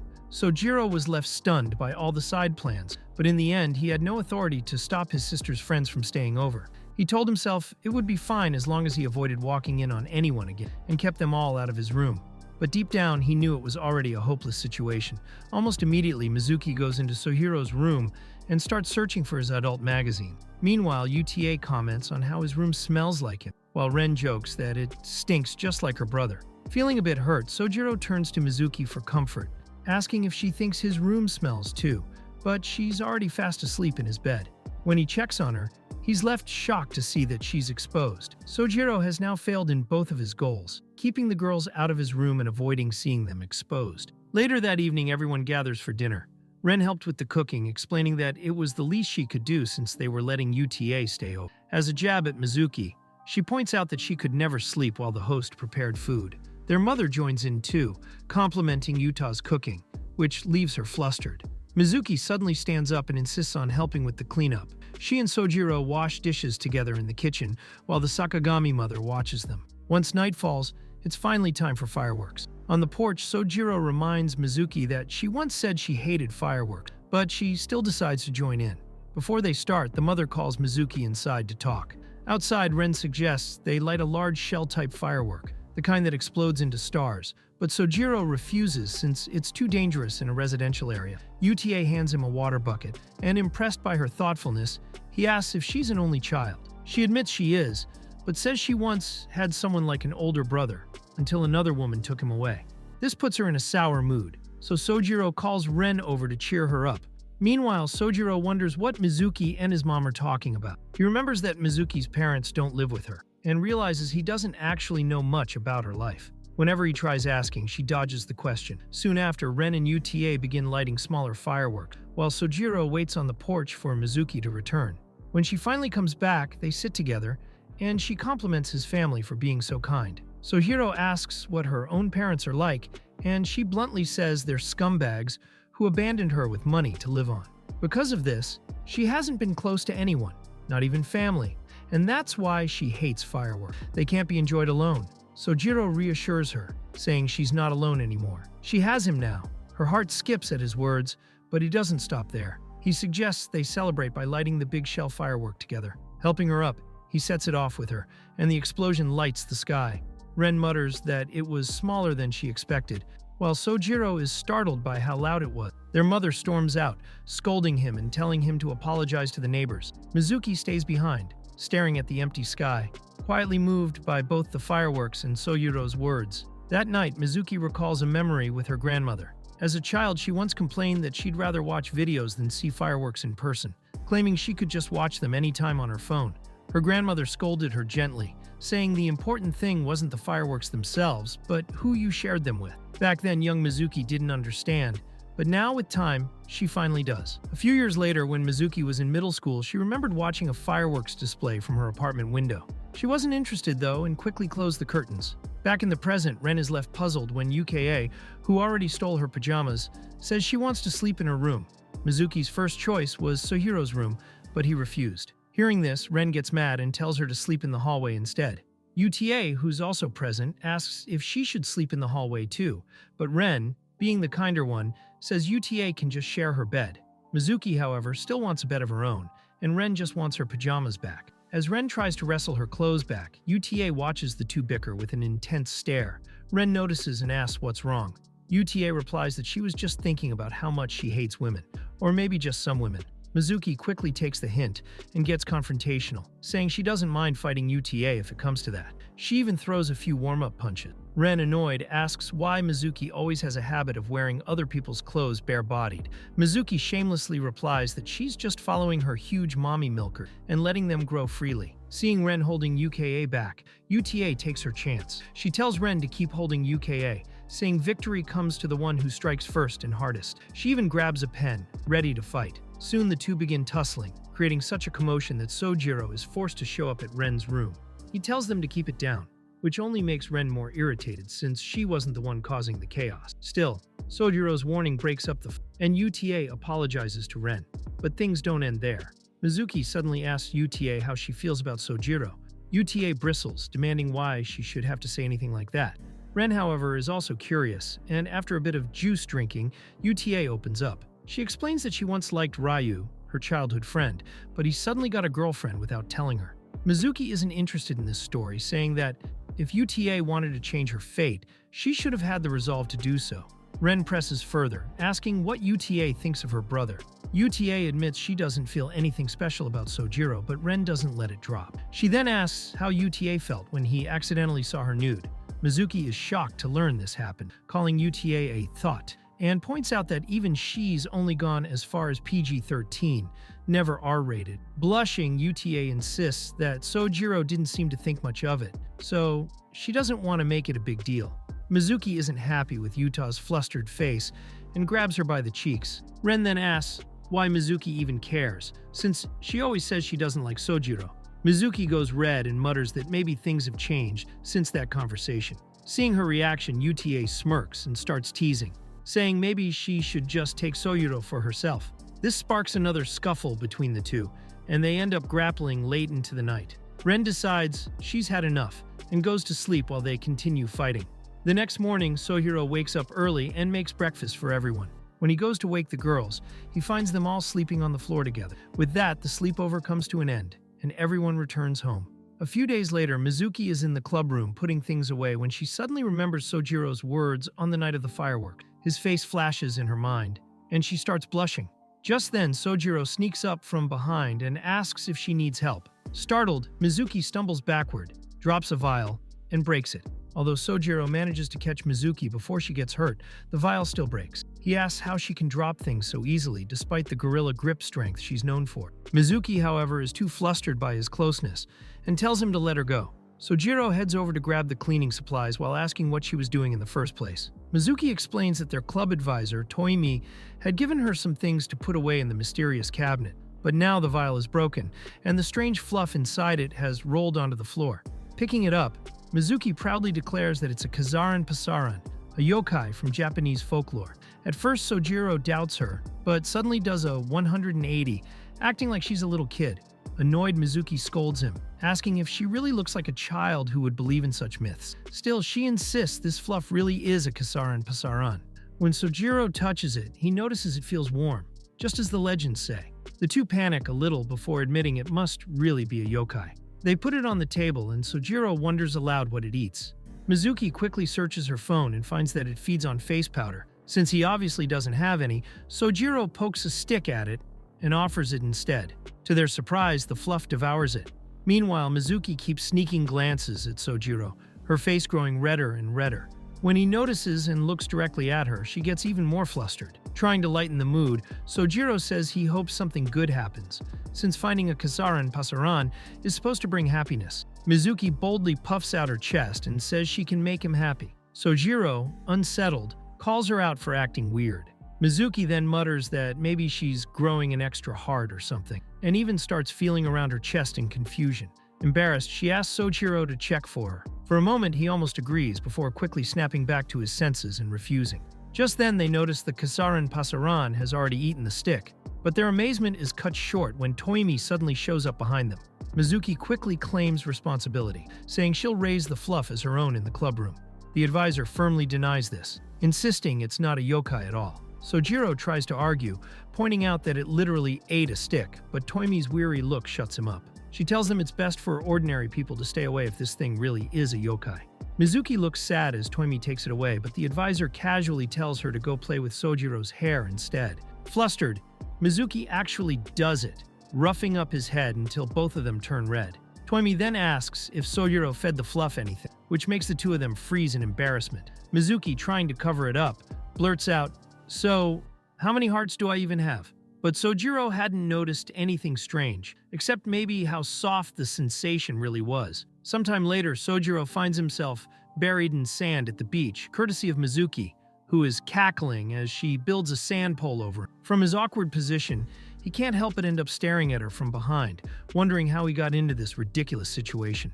It all started earlier that morning when Mizuki showed up at the Sakagami household. While Sojiro was still asleep, she slipped right into his bed. He woke up to find Mizuki lying beside him, smiling. Without hesitation, she announced that she wanted to go to the beach since it was a holiday. However, the half-asleep Sojiro simply pulls the blanket back over himself and drifts off again, leaving Mizuki feeling ignored. When he finally wakes up for real, he's shocked and panicked to see Mizuki still in his bed.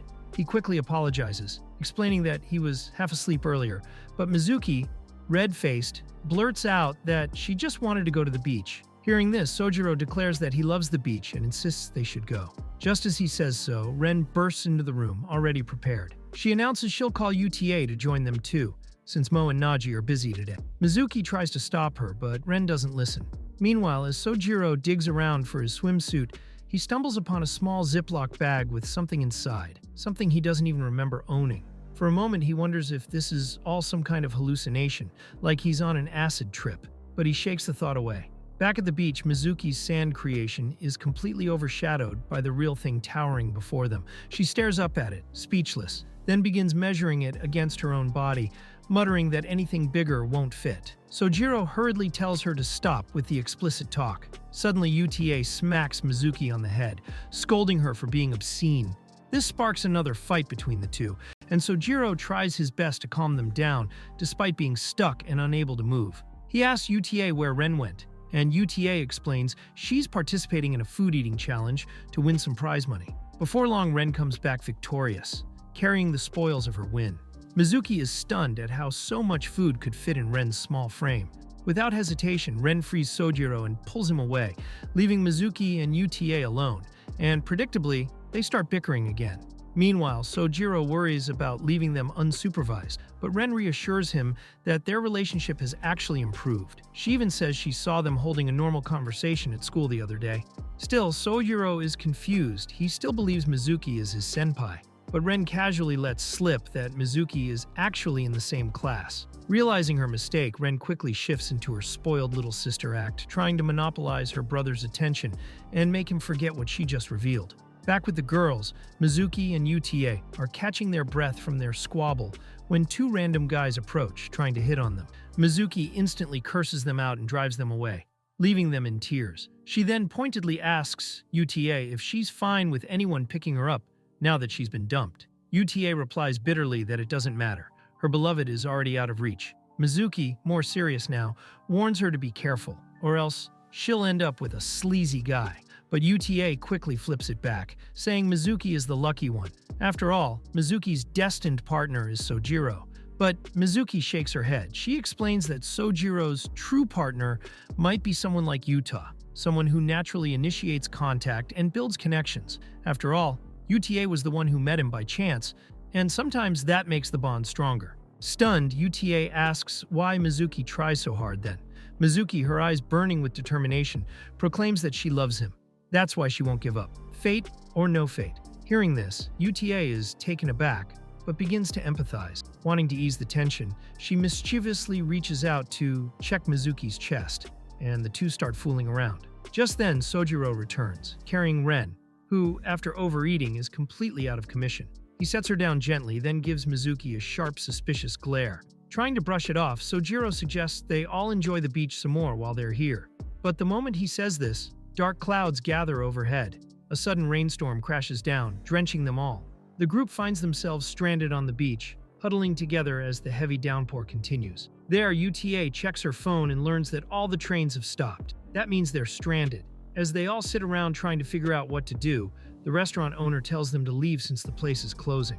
To stall for time, Ren tries to order some squid, but the owner refuses, saying that her appetite wouldn't be satisfied by something so small. Frustrated, Sojiro says that if they can't leave and the trains aren't running, then the only option is to wait quietly for death. Hearing this, the owner comes up with an idea. He offers to give them a ride to a nearby inn run by his friend. But there's one problem. None of them have money. Or so they think. Luckily, Ren had just won prize money from the eating contest earlier. The same prize that came out of the restaurant owner's pocket for his living expenses this month. Using that, they managed to get dropped off at the inn. When they arrive, Sojiro worries whether they'll even be allowed to stay, considering they're just high school students. But before he can overthink it, a creepy old man greets them. He explains that the inn isn't open today, but he can't just ignore people in need. Out of kindness, he offers them one room to share. Grateful, they all accept. The room has an open-air bath, which excites Ren. She wants to jump in immediately, but since it's still pouring rain, Sojiro points out she'd just get soaked again. So instead, she decides to take a regular bath, dragging Utah and Mizuki along. While they head off, Sojiro stays behind, still thinking about Ren's careless slip at the beach earlier. Meanwhile, in the bath, Ren apologizes to Mizuki for accidentally letting her real age slip. But Mizuki doesn't look angry at all. In fact, she says it was bound to come out eventually. To cheer her up, Ren tells Mizuki that her brother doesn't really seem interested in older girls anyway. She even recalls that he once brought home a girl the same grade as him. This worries Mizuki, but Ren reassures her that she still has a good shot. Soon after, Ren leaves the bath, followed by Utah and Mizuki. But as she steps out, she suddenly comes face to face with Sojiro, completely naked, about to take a bath himself. Before he can react, Mizuki and Utah exit as well, bickering as usual, only to be confronted with the sight of Sojiro and his Excalibur. The two girls freeze in shock, then scream loudly. Later, back in the room, Sojiro sits flustered and embarrassed, while the girls act far too calm for his liking. Their nonchalance only confuses him further. Instead of being embarrassed, Utah and Mizuki seem more amazed by Sojiro's sword, leaving him even more unsettled. Seeing his reaction, the girls begin teasing him, pointing out how it doesn't look very happy, even after seeing them exposed. Pushing things further, Utah wonders aloud if maybe it would perk up if they showed him more. She even begins measuring his pole against her body, like Mizuki had jokingly done back at the beach. Completely overwhelmed, Sojiro begs Ren to stop her friend, but Ren only mocks him, calling him the corrupting giant PP man. Trapped and desperate, Sojiro comes up with the only solution he can think of, falling asleep. In an instant, he drifts into slumberland, leaving the girls behind. Ren smirks, saying this is the perfect opportunity. Apparently, Sojiro won't wake up no matter what, giving Mizuki and Utah the chance to take things further, but both of them refuse, unwilling to cross that line. And so the night passes uneventfully. Late at night, Sojiro wakes up, momentarily confused about where he is. Then he remembers, they're at the inn. Looking around, he notices Mizuki is still awake, gazing quietly at the moon. There's a heavy silence between them, as Mizuki seems to gather her resolve. Finally, she speaks. She apologizes for everything, admitting she shouldn't have deceived him. Then, with a mix of embarrassment and sincerity, Mizuki reveals the truth. She isn't his senpai, she's actually his junior. When Mizuki finishes her confession, she braces herself for the worst. But to her surprise, Sojiro acts completely normal.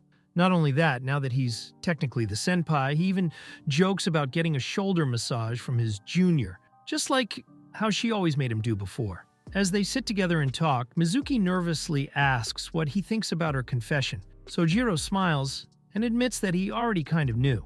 He's just surprised it took her this long to say it out loud. Embarrassed, Mizuki smacks him on the head. She pouts, saying she didn't plan to tell him the truth yet. There's supposed to be a process for these kinds of things, but somehow they've skipped all the steps. Now that things have gone this far, she declares there's no point holding back anymore. The only thing left for her to do is captivate Sojiro and win his heart by force. Suddenly, the room darkens. Mizuki's expression shifts, her eyes glimmering with determination as she lunges at him, her face close and predatory. Before Sojiro can react, she presses her lips against his in a deep, passionate kiss, leaving him frozen in shock. His startled cry is loud enough to wake Utah, who sits up and catches sight of the two sharing an intense moment. Blushing furiously, she tries to wake Ren too, eager for her to witness the scene of her brother's first time.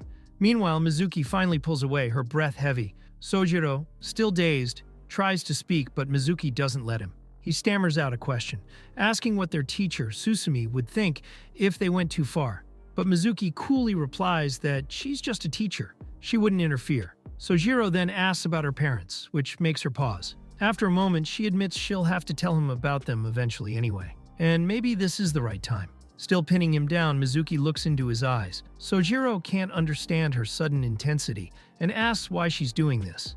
In a trembling voice, Mizuki answers that she just wants to be happy, and to be happy she needs him. She wonders aloud what happens to a human who falls for a witch's charm, then murmurs that only Sojiro has the power to make her truly smile. As she leans in again, a blinding light bursts between them. The air ripples and the world begins to twist and swirl around them. The next thing Sojiro knows, he's standing under a bright sunny sky. Dazed, he looks around, confused, and asks where they are. Mizuki quietly tells him that they are inside one of her memories. To test this, Sojiro tries to pick up a ball lying at his feet, but his hand passes right through it. Mizuki explains that what he's seeing is her past. Painful as it is, he needs to understand it.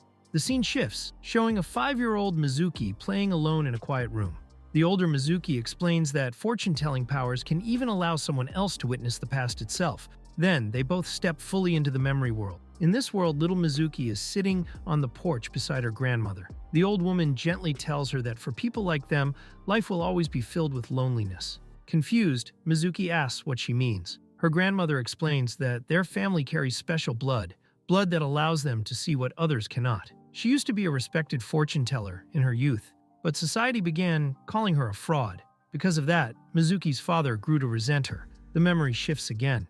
They're now in the Mizuki household, where her father, his face shadowed, angrily scolds the young Mizuki for visiting her grandmother. Furious, he orders her to stop associating with that phony old woman.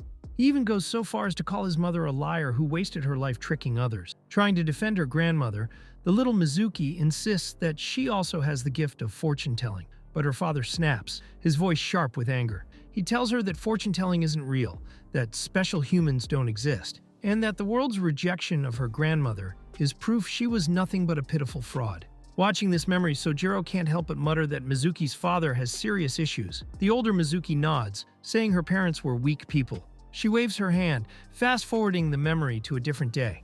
In the scene, little Mizuki walks beside her grandmother on the way back from the store. Suddenly, the grandmother stops and pulls Mizuki back, just as an unseen force flashes by. Sojiro realizes that, even back then, Mizuki already had powers. She just didn't understand them yet. Her grandmother, having witnessed her granddaughter's abilities, looks both proud and worried. She warns young Mizuki that her future will be full of hardships, that the world won't be kind to people like them. She tells her to push through any obstacle, no matter what it takes. The present-day Mizuki laughs softly, remembering how her grandmother was always trying to prepare her for the pain that would come. The memory then jumps ahead again, this time to her father's downfall. One day, he suddenly loses his job, and her parents begin arguing over money. Her mother, obsessed with spending, keeps blaming him for everything. Watching them fight, little Mizuki innocently offers her father a lottery ticket she had secretly saved, hoping it might help. But instead of appreciating the gesture, he just scolds her, telling her to stay quiet because the adults are talking. Even then, she could already feel how far apart her family was drifting. Mizuki walks to the TV to check the results of her lottery ticket while her parents sit down to talk. Her mother quietly suggests they should get a divorce. Hearing this, her father looks shocked and upset. He says that just like his mother, his wife only cares about what she can get from him. But his wife fires back, saying he's no different. All he ever wanted was a good job and a beautiful wife. She declares that a man with such shallow desires would never be accepted by anyone. Suddenly, their daughter Luca runs up, shouting that her lottery ticket has won millions of yen. Both parents dismiss it as nonsense. But when they check the ticket closely, they realize it's true. The father, stunned, rechecks the numbers and can hardly believe it. He asks how Mizuki knew they were going to win. But child Mizuki just tilts her head and innocently asks why he didn't already know. Meanwhile, in the present, Sojiro and adult Mizuki are watching all this unfold from the control room. Seeing her past, Mizuki quietly admits that even though she could see the future, she still couldn't see into people's hearts, something she didn't understand back then.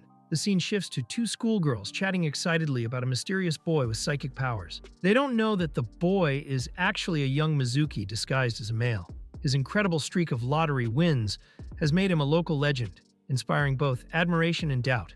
One girl questions if the rumors are true, but her friend insists they are. She even explains how she followed the boy's predictions, bought the same numbers, and won the lottery herself. Overjoyed, she jokingly kneels and grabs her friend's foot, pretending to lick her shoe in thanks. Laughing, she begs for a piece of jewelry she's always wanted. Her friend rolls her eyes and says the winnings aren't that big anyway, since prizes are shared among winners. She also mocks the so-called Esper boy, saying that if his powers are real, he should use them for something meaningful, not just for money.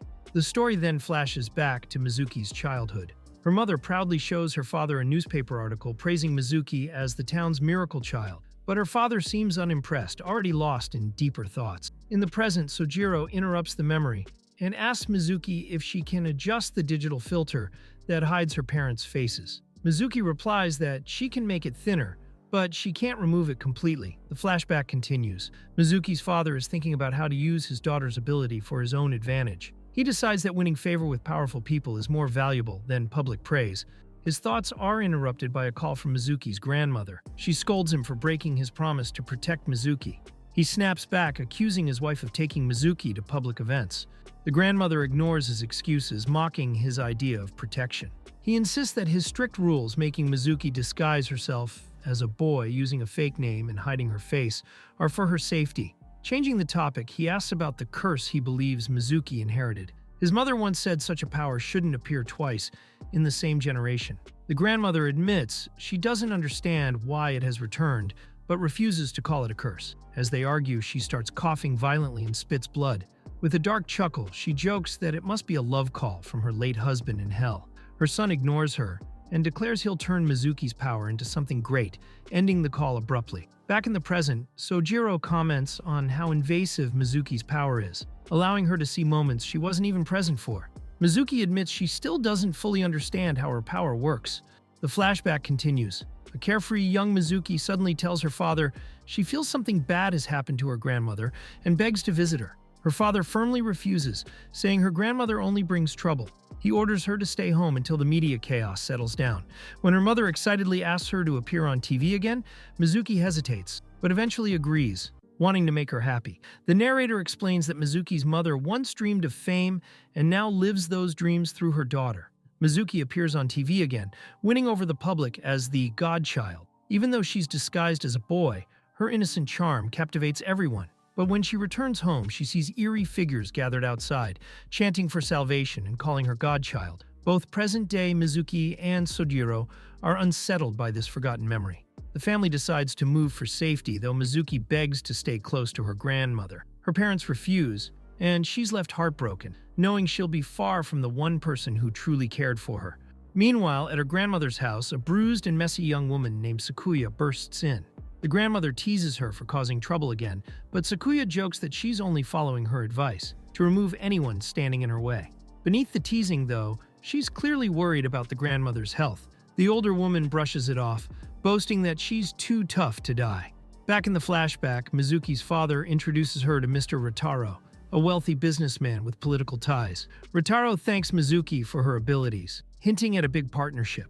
But when Mizuki shakes his hand, she suddenly sees a disturbing vision. Ritaro, licking her foot, a symbol of his sick and twisted desires. Horrified, she pulls back, but her father reassures her, saying this meeting is just the beginning of something great. When Mizuki reminds him of his promise to visit her grandmother on the 14th, he brushes her off, saying he has an important meeting instead. Quietly, Mizuki realizes that her wishes mean nothing compared to his ambitions. At the same time, her grandmother's health worsens. Alone, she coughs up blood, her isolation adding a painful weight to the story. The next day, Mizuki and her parents are in the car, heading to meet another client. The tension is thick, and Mizuki sits silently in the back, lost in thought. Suddenly, she announces that she needs to leave. Without warning, she reaches for the car door handle, while the vehicle is still moving. Mizuki's parents react in alarm. Her mother yells at her to stop, while her father demands to know what's wrong. On the verge of tears, Mizuki says she's worried about her grandmother, but her father brushes it off, sternly reminding her how important today's meeting is, claiming it's critical for their family's future. Mizuki grows more agitated, overwhelmed by vivid flashes of her grandmother that she can't ignore. Her father scolds her, calling her selfish and immature, insisting that their family's priorities lie in securing a better future for everyone. But Mizuki reaches her breaking point. She shouts that she doesn't care about any of that her father is hiding his selfish ambitions behind fake concern for others. She accuses him of using her as a tool to fulfill his desires and says she refuses to be part of his plans anymore. Her father, furious, tells her to grow up and stop acting like a spoiled child. But Mizuki doesn't back down. With tears in her eyes, she says she loves her grandmother and can't ignore the feeling that something is wrong. Remembering her grandmother's advice to trust her instincts, she gathers her courage and orders the driver to change their destination. The driver hesitates, apologizing that he's only supposed to take them to the meeting. This only makes Mizuki more frustrated. Then, to everyone's shock, her mother suddenly punches the car window, shattering the glass. She calmly apologizes to the driver and says she'll pay for the damage, but her real intention is clear. She's helping Mizuki escape. As the car stops at a red light, Mizuki jumps out and runs. Her father yells at the driver to go after her, but her mother stops him. She says that when Mizuki decides something, no one can stop her. Thinking back, she adds that the only time Mizuki ever acts selfishly is when it involves her grandmother. Annoyed, her father mutters that that woman is still causing problems. Her mother glares at him and, with a sharp tone, calls him by his old nickname, Mizuki. She tells him he hasn't changed at all. He's still the same insecure, pitiful man he was in his youth. Stung by her words, he snaps back and tells her to shut up. Meanwhile, Mizuki runs through the streets, desperate to reach her grandmother's house. When she stops to ask for directions, a group of strangers recognizes her, the boy with superpowers from TV. They crowd around her, demanding lottery predictions. When she ignores them, they grow angry, calling her arrogant and ungrateful. Then the eerie chanting begins again. The same strange people from before appear, calling her godchild and begging for salvation. One of them grabs her wrist, their cold hand freezing her in place. Before the situation gets worse, a powerful kick sends the figure flying. Mizuki turns to see a young woman on a motorbike, Sakuya, who calls out, "Hop on, grandkid!" Startled, but with no better choice, Mizuki jumps on behind her. As they speed away, Mizuki worries about the person Sakuya kicked. Sakuya shrugs it off, joking that being kicked by a cute high school girl is probably the highlight of their day. Then she tells Mizuki to focus. Her grandmother is what really matters right now.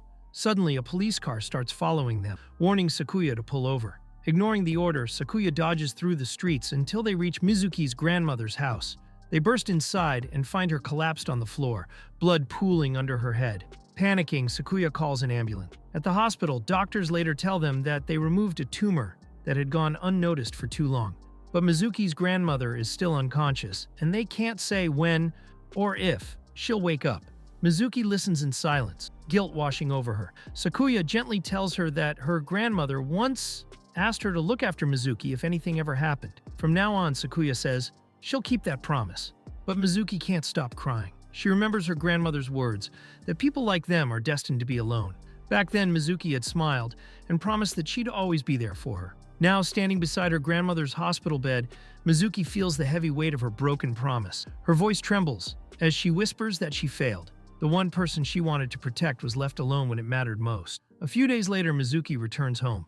Her parents are sitting together quietly, sharing drinks. Her mother comments that her husband must feel lonely now that Mizuki is acting rebellious. He brushes off her words, noting dryly that her chatter must mean her hand is healed. She confirms it has, then shifts the conversation, asking if his sudden use of her first name means he's thinking about divorce. He dodges the question, instead lamenting how their years of hard work on a big opportunity have gone to waste. Her mother answers calmly that there's no point in regretting what's already done. Their quiet talk ends when Mizuki enters. Her presence fills the tense silence between them. Still bitter and cold, her father demands to know where she's been during her 3-day disappearance. Exhausted, Mizuki explains that her grandmother collapsed, underwent surgery, and is now in a coma. The hospital staff can't say when or if she will wake up. Her words tremble with confusion and frustration, but her father shows no sign of sympathy. His indifference pushes Mizuki past her limit. Without a word, she reaches out and touches his head. In an instant, blood runs from his nose and he collapses. Her mother, alarmed but composed, asks if he's dead.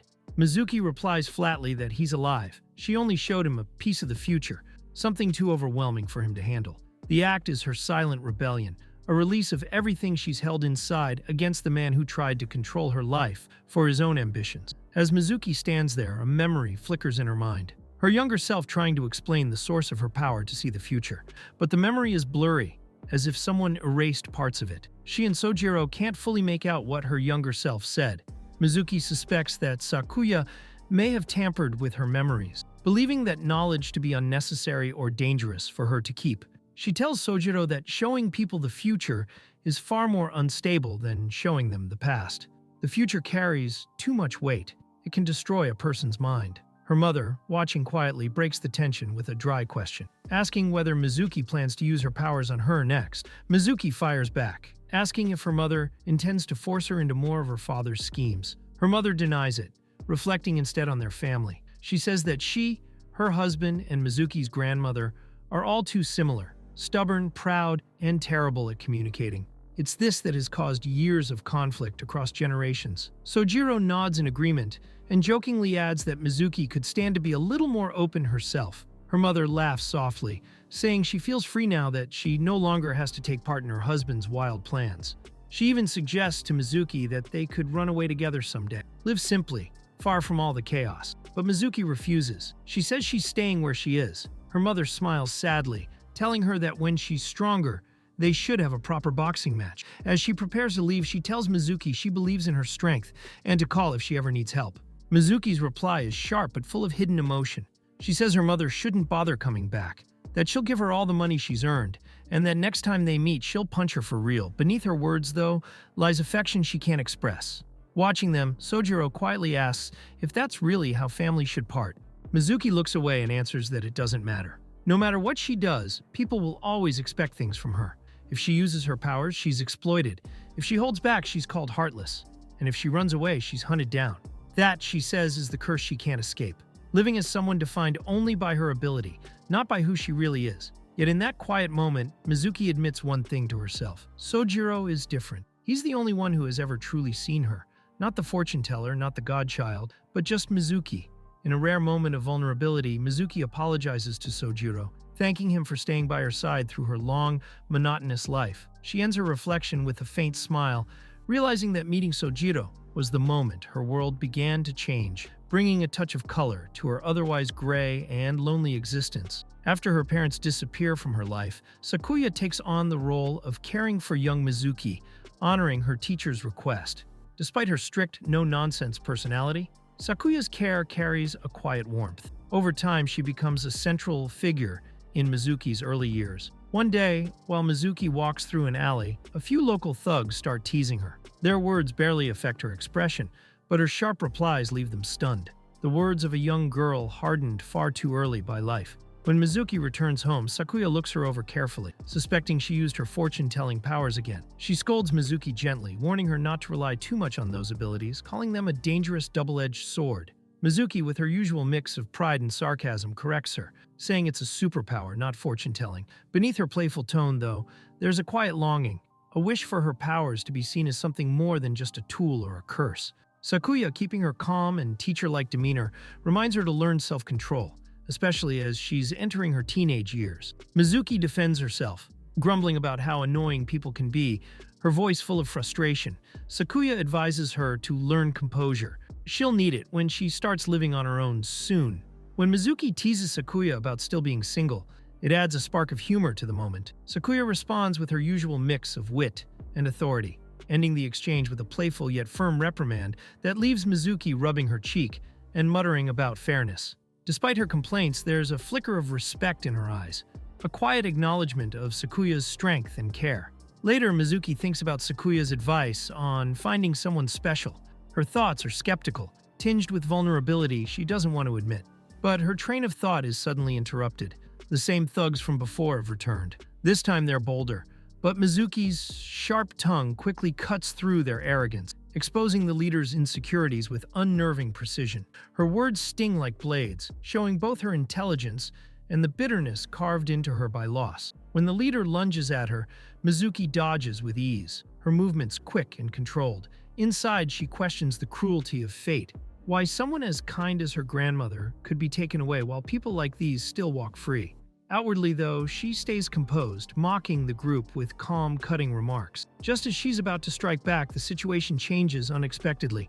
A young boy, Sojiro, bursts into the alley, throwing himself between her and the thugs with an almost ridiculous kind of bravery. He tries to calm them with logic and flattery, but his words only confuse them, and they quickly shove him aside. Even so, there's something genuine about him, a disarming sincerity that momentarily diffuses the tension. When Sojiro suddenly collapses, Mizuki starts to walk away but stops when she sees a pool of blood near him. Against her usual instincts, she kneels beside him to check if he's okay, a small act of compassion slipping through her guarded shell. To her surprise, Sojiro admits that some of the blood is fake, left over from a school event, though the rest is real. The absurdity of it makes Mizuki pause, torn between annoyance and reluctant amusement. Despite his clumsy attempt to help, she can't ignore the fact that he genuinely tried. As she tends to his wound, Mizuki suddenly experiences a vision, a flash of the future where she and Sojiro are laughing together. The image unsettles her. The idea of such closeness feels foreign, almost impossible. Meanwhile, Sojiro, unaware of what she saw, thanks her casually for helping him. His kindness and cluelessness about her powers catch her off guard. His plain, honest nature stands in complete contrast to the chaos of her life, and that simplicity somehow draws her in. Their conversation turns unexpectedly funny when Mizuki asks if he has any supernatural powers. Sojiro just smiles and says he's only good at cooking and cleaning. His self-deprecating humor feels refreshingly normal to her. Yet when he admits that he's lost hope in life, his words reveal a quiet sadness beneath his cheerful surface. Mizuki's cynical remarks about humanity, about people's arrogance, and their blind faith in higher powers seem to resonate with him, even if he doesn't fully understand her pain.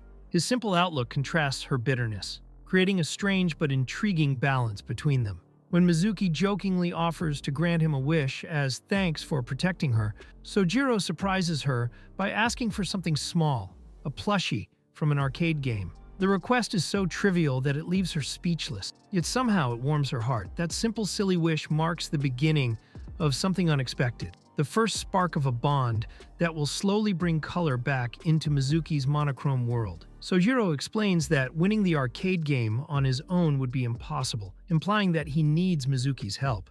Though his reasoning sounds sincere, Mizuki can't help but find his request absurdly trivial. She questions why she should bother with something so pointless. But Sojiro reminds her she had promised to grant any wish, no matter what it was. Reluctantly, Mizuki sighs, her pride and sense of obligation forcing her to keep her word. Inwardly, she debates the ridiculousness of the whole thing, but eventually decides to help. With quiet determination, she steps up to the machine, declaring that something designed for hairless apes shouldn't be much of a challenge for her. Sojiro can't help but laugh at her arrogance, yet her confidence oddly reassures him. Together, they take on the challenge, their contrasting styles forming an odd but effective rhythm.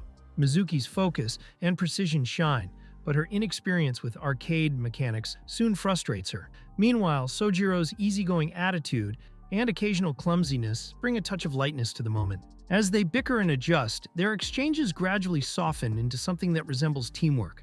Against all odds, they manage to win the giant plushie. Sojiro's face lights up with childlike joy, his excitement catching Mizuki off guard. She scoffs at the absurd difficulty of the game, muttering that she never expected something so childish to be this grueling. Yet despite her words, there's a subtle spark of satisfaction in her eyes.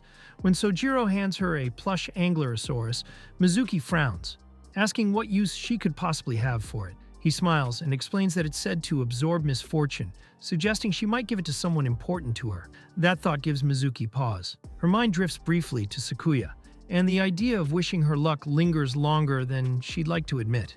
The moment turns playful again as Sojiro teases Mizuki about her poor gaming skills, reminding her how she struggled in the second half. She shoots back that he has no right to talk, considering how he kept losing track of his own cursor. Their banter flows easily, surprising Mizuki with how natural it feels, as if they've known each other far longer than a single day. Realizing how comfortable she's become, she quickly regains her composure and declares that their deal is complete. It's time to part ways. But Sojiro, ever persistent, challenges her to one more competition. Mizuki frowns, confused by his insistence, especially when he calls them friends. The word feels strange to her, almost foreign. Still, his playful energy stirs her competitive spirit, and she agrees. They face off again, and this time Mizuki wins decisively. When Sojiro admits defeat, he asks what punishment she'll choose. She requests a simple souvenir from the arcade, dismissing his attempts to negotiate an easier task. Sojiro tries again and again to win something, but fails each time. His funds dwindle, yet he refuses to give up. Watching his persistence, Mizuki finally relents, saying his determination has already fulfilled the penalty. Her casual claim that promises hold no real weight surprises Sojiro, who believes that even the smallest promises are worth keeping. To lighten the mood, he suggests ending their day with a gachapon machine, a game of luck. As the capsule rolls out, Sojiro muses that promises are like gambles, not with money but with time and trust. His words strike a chord in Mizuki, though she hides it behind her usual calm. Deep down, she knows he's right. But she also believes that promises are fragile, too easily broken by those who lack the strength to honor them. When the capsule opens, it reveals a set of girly piercings. Embarrassed, Sojiro apologizes, saying they probably don't suit her. To his surprise, Mizuki thanks him genuinely, saying she actually likes them. Her sincerity catches him completely off guard. As their night comes to an end, Sojiro admits that they might not see each other again. He doesn't own a phone, and she's only visiting the area.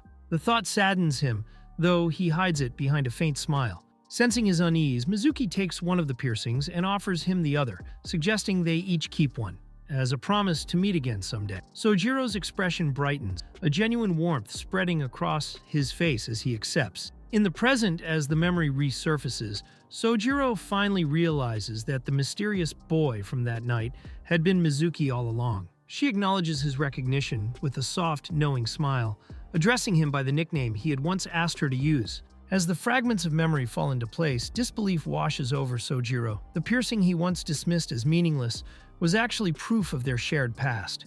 The weight of having overlooked it stirs guilt and frustration.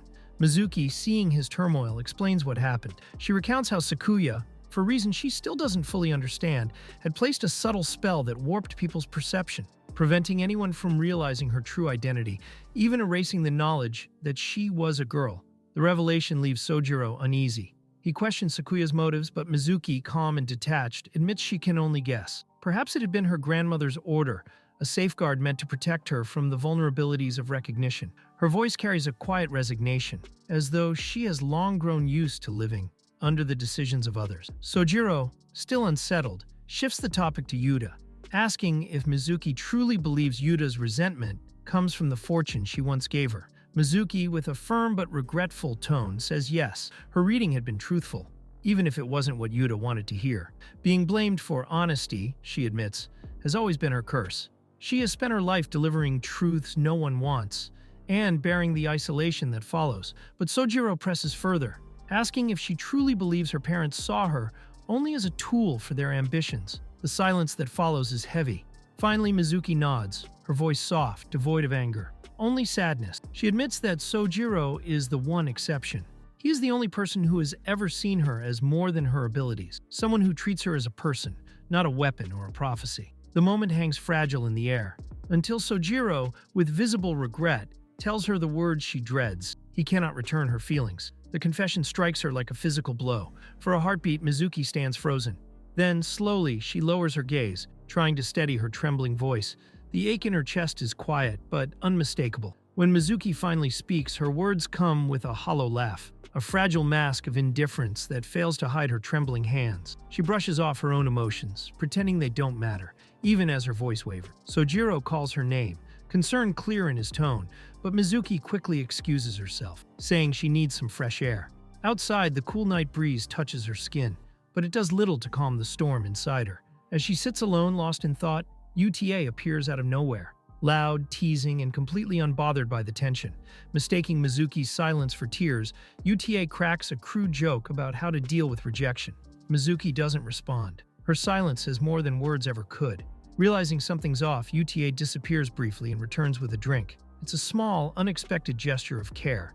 When Mizuki finally breaks the silence, she asks bluntly what UTA wants from her. Her tone is defensive, but UTA answers with surprising honesty, accusing Mizuki of acting superior and isolating herself behind her intellect and pride. The words sting. Mizuki, stung but unflinching, admits that she holds the power of prophecy, something that could change or destroy the world if she wished. But UTA isn't impressed. She tells Mizuki that power, wealth, and intelligence mean nothing without real human connection. Her words hit deep. Mizuki can't deny the truth in them. In a rare moment of honesty, she confesses that everyone around her only wants to use her. Everyone except Sojiro. She admits she desires him because he feels genuine, untouched by selfish motives. But UTA twists her words, asking if Mizuki is using Sojiro too, using him to fill her own emptiness. The question catches Mizuki off guard, forcing her to confront feelings she'd rather ignore. UTA reminds her that only she can truly understand her emotions, though she clearly hasn't yet. The mood shifts suddenly when UTA dozes off mid-conversation. Mizuki blinks in disbelief, When Uta wakes a few moments later, she accuses Mizuki of doing something inappropriate while she slept, leaving Mizuki exasperated. The absurdity of it all lightens the air for a moment, though the heaviness between them doesn't truly fade. Meanwhile, Sojiro is far from idle. Late at night, he makes several phone calls, his voice steady and determined, as he arranges something important. The next morning, he's at Kuko Airport, a mix of nerves and purpose on his face, as he prepares to leave for somewhere unknown. Back at school, Mizuki notices his absence. Her curiosity mixes with disappointment. Her friends speculate wildly about where he might be, but none of their guesses satisfy her. Alone in the club room, Mizuki feels her loneliness more deeply than ever. Her usual calm composure is gone, replaced by quiet melancholy. Days pass, and Mizuki stops going to school. At home, she isolates herself, barely eating or speaking. The silence of her room becomes a cage. Her friends worry, but none of them know how to reach her. Somewhere far away, Sojiro stares at a photograph, deep in thought. Whatever he's planning, it's clear he's doing it for her. Then, one day, Mizuki finally leaves her room and finds Sojiro standing there. The sight of him catches her completely off guard. He greets her cheerfully, his brightness clashing with her exhaustion. When he notes that she looks like she hasn't eaten in days, his concern feels both tender and intrusive. He's made porridge for her, a simple act, yet one that unsettles her. When he begins handing her souvenirs from his trip, she can't tell if he's joking or serious. First are cookies that supposedly make you sleep like a dog, then a strange doll, then a piece of alien ore. Each item seems more ridiculous than the last, but his earnest expression keeps her from dismissing him outright. Mizuki calls his gifts scary, though it's clear her words carry another meaning. What really frightens her isn't the souvenirs, it's him, his persistence, his unpredictability, his refusal to stay away even after rejecting her. Her questions spill out. Why he's there, why he went so far, why he keeps crossing lines she's trying to hold. When he mentions Sakuya's involvement, Mizuki's suspicion grows. She knows how far Sakuya's influence can reach, but hearing Sojiro tie his journey to her guardian's plans makes her uneasy. Finally, she sinks onto the sofa, drained by everything. The conversation, her emotions, his presence. She mutters bitterly about how strange it is for someone to invade the home of the girl he turned down. Before she can say more, Sojiro gently lifts a spoon of porridge to her lips. The gesture freezes her. It's too intimate, too unexpected. Then, in his usual offbeat tone, Sojiro starts talking about traveling to a foreign land called Menaporon in search of someone. Mizuki stares at him, dumbfounded, pointing out that such a place doesn't exist. But Sojiro keeps going, telling an outrageous story about being used as a sacrifice and escaping cattle mutilation. Mizuki can see through every part of it, yet somehow his willingness to spin such a ridiculous tale just to make her smile leaves her conflicted. She doesn't know whether to laugh, get angry, or be moved by his persistence. When Sojiro finally reveals that the person he was searching for had been in Japan all along, Mizuki's curiosity deepens. His voice changes, calm but serious, carrying a weight that makes her listen closely. He tells her there's someone she needs to meet, someone essential for her to truly move forward with her life. The words unsettle her. A strange mix of fear and anticipation builds in her chest. Who could this person be? And why does Sojiro think they're so important to her future? Even as confusion clouds her thoughts, Mizuki feels her defenses starting to crumble. Sojiro's words, his actions, and his calm persistence all blur the line between her resentment and hope. Despite his odd stories and strange gifts, a part of her wants to believe he sees her as more than just the girl he once rejected.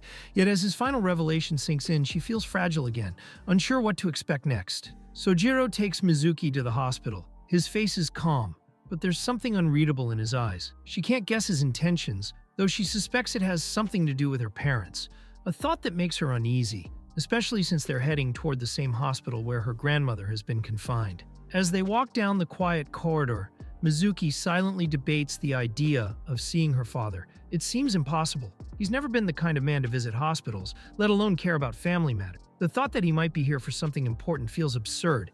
Years of emotional distance have hardened her expectations. But as they near her grandmother's room, her steps slow. Her unease grows sharper. And then, she freezes. A familiar figure stands by the door. Her father. The sight of him hits her like a wave. Shock, anger, disbelief.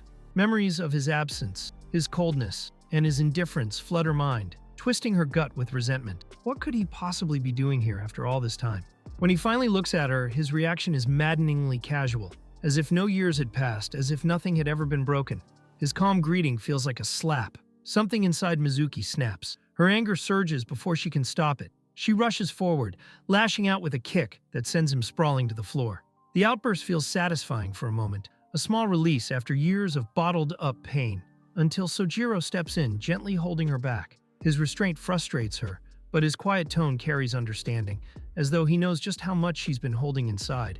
Before Mizuki can process what's happening, her mother appears. Her presence brings a different kind of unease, not anger, but discomfort. Her cheerful greeting feels almost mocking in its brightness, and her comment about it being a while only deepens the absurdity of the scene.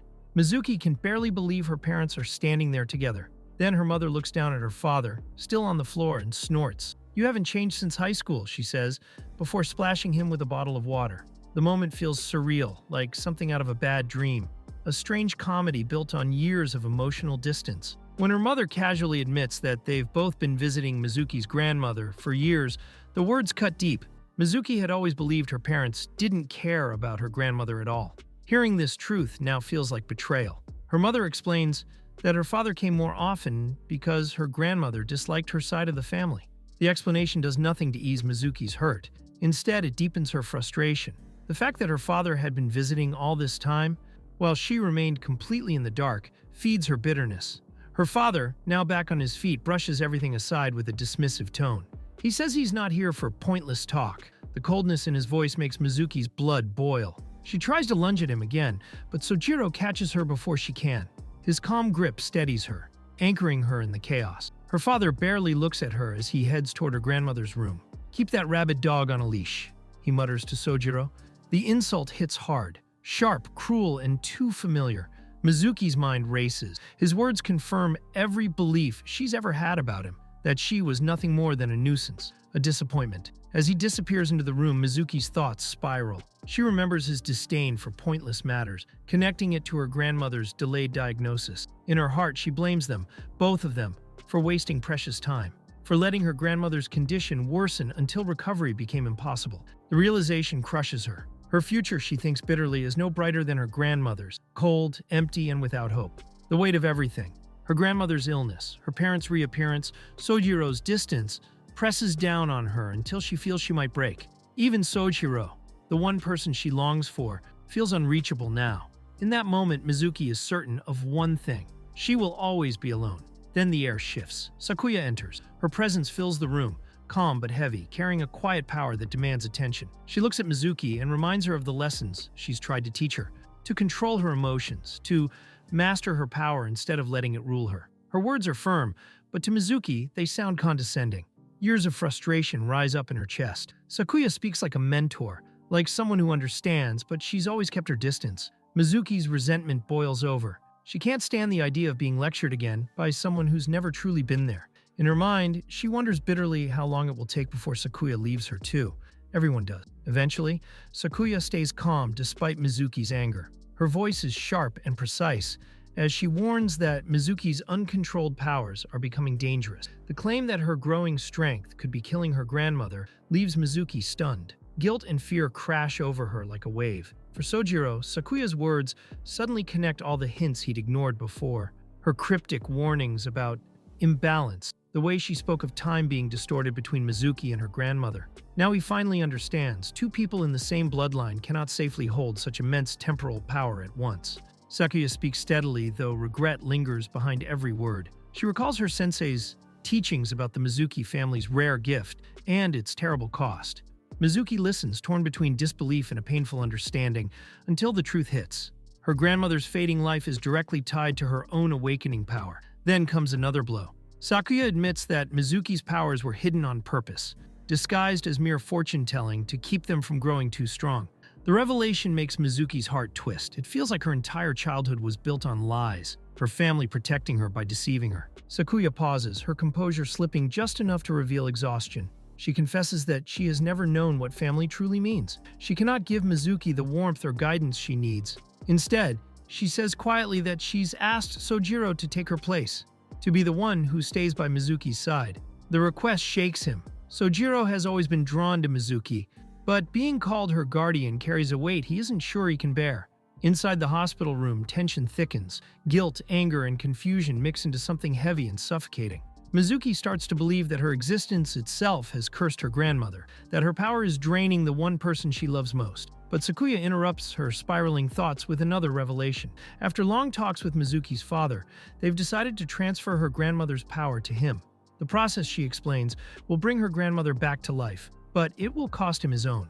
Men of the Mizuki line cannot use the power, only contain it long enough for the transfer to complete. Mizuki's reaction is instant and fierce. She refuses to accept it, shouting that her father has no right to make that choice, especially after all the years he treated his mother with coldness and contempt. Her father, surprisingly, doesn't deny it. His calm, controlled mask cracks just slightly as he speaks. He admits that he's carried bitterness all his life, growing up poor, watching his mother struggle as she refused to use her powers for profit, feeling humiliated by her pride and ideals. His voice trembles with old anger, but beneath it is something raw, a kind of respect he could never admit before. He confesses that this isn't about forgiveness or love. It's about a promise, one he made long ago to Mizuki, to one day bring her closer to her grandmother. His words hit Mizuki hard, cutting through years of resentment and confusion.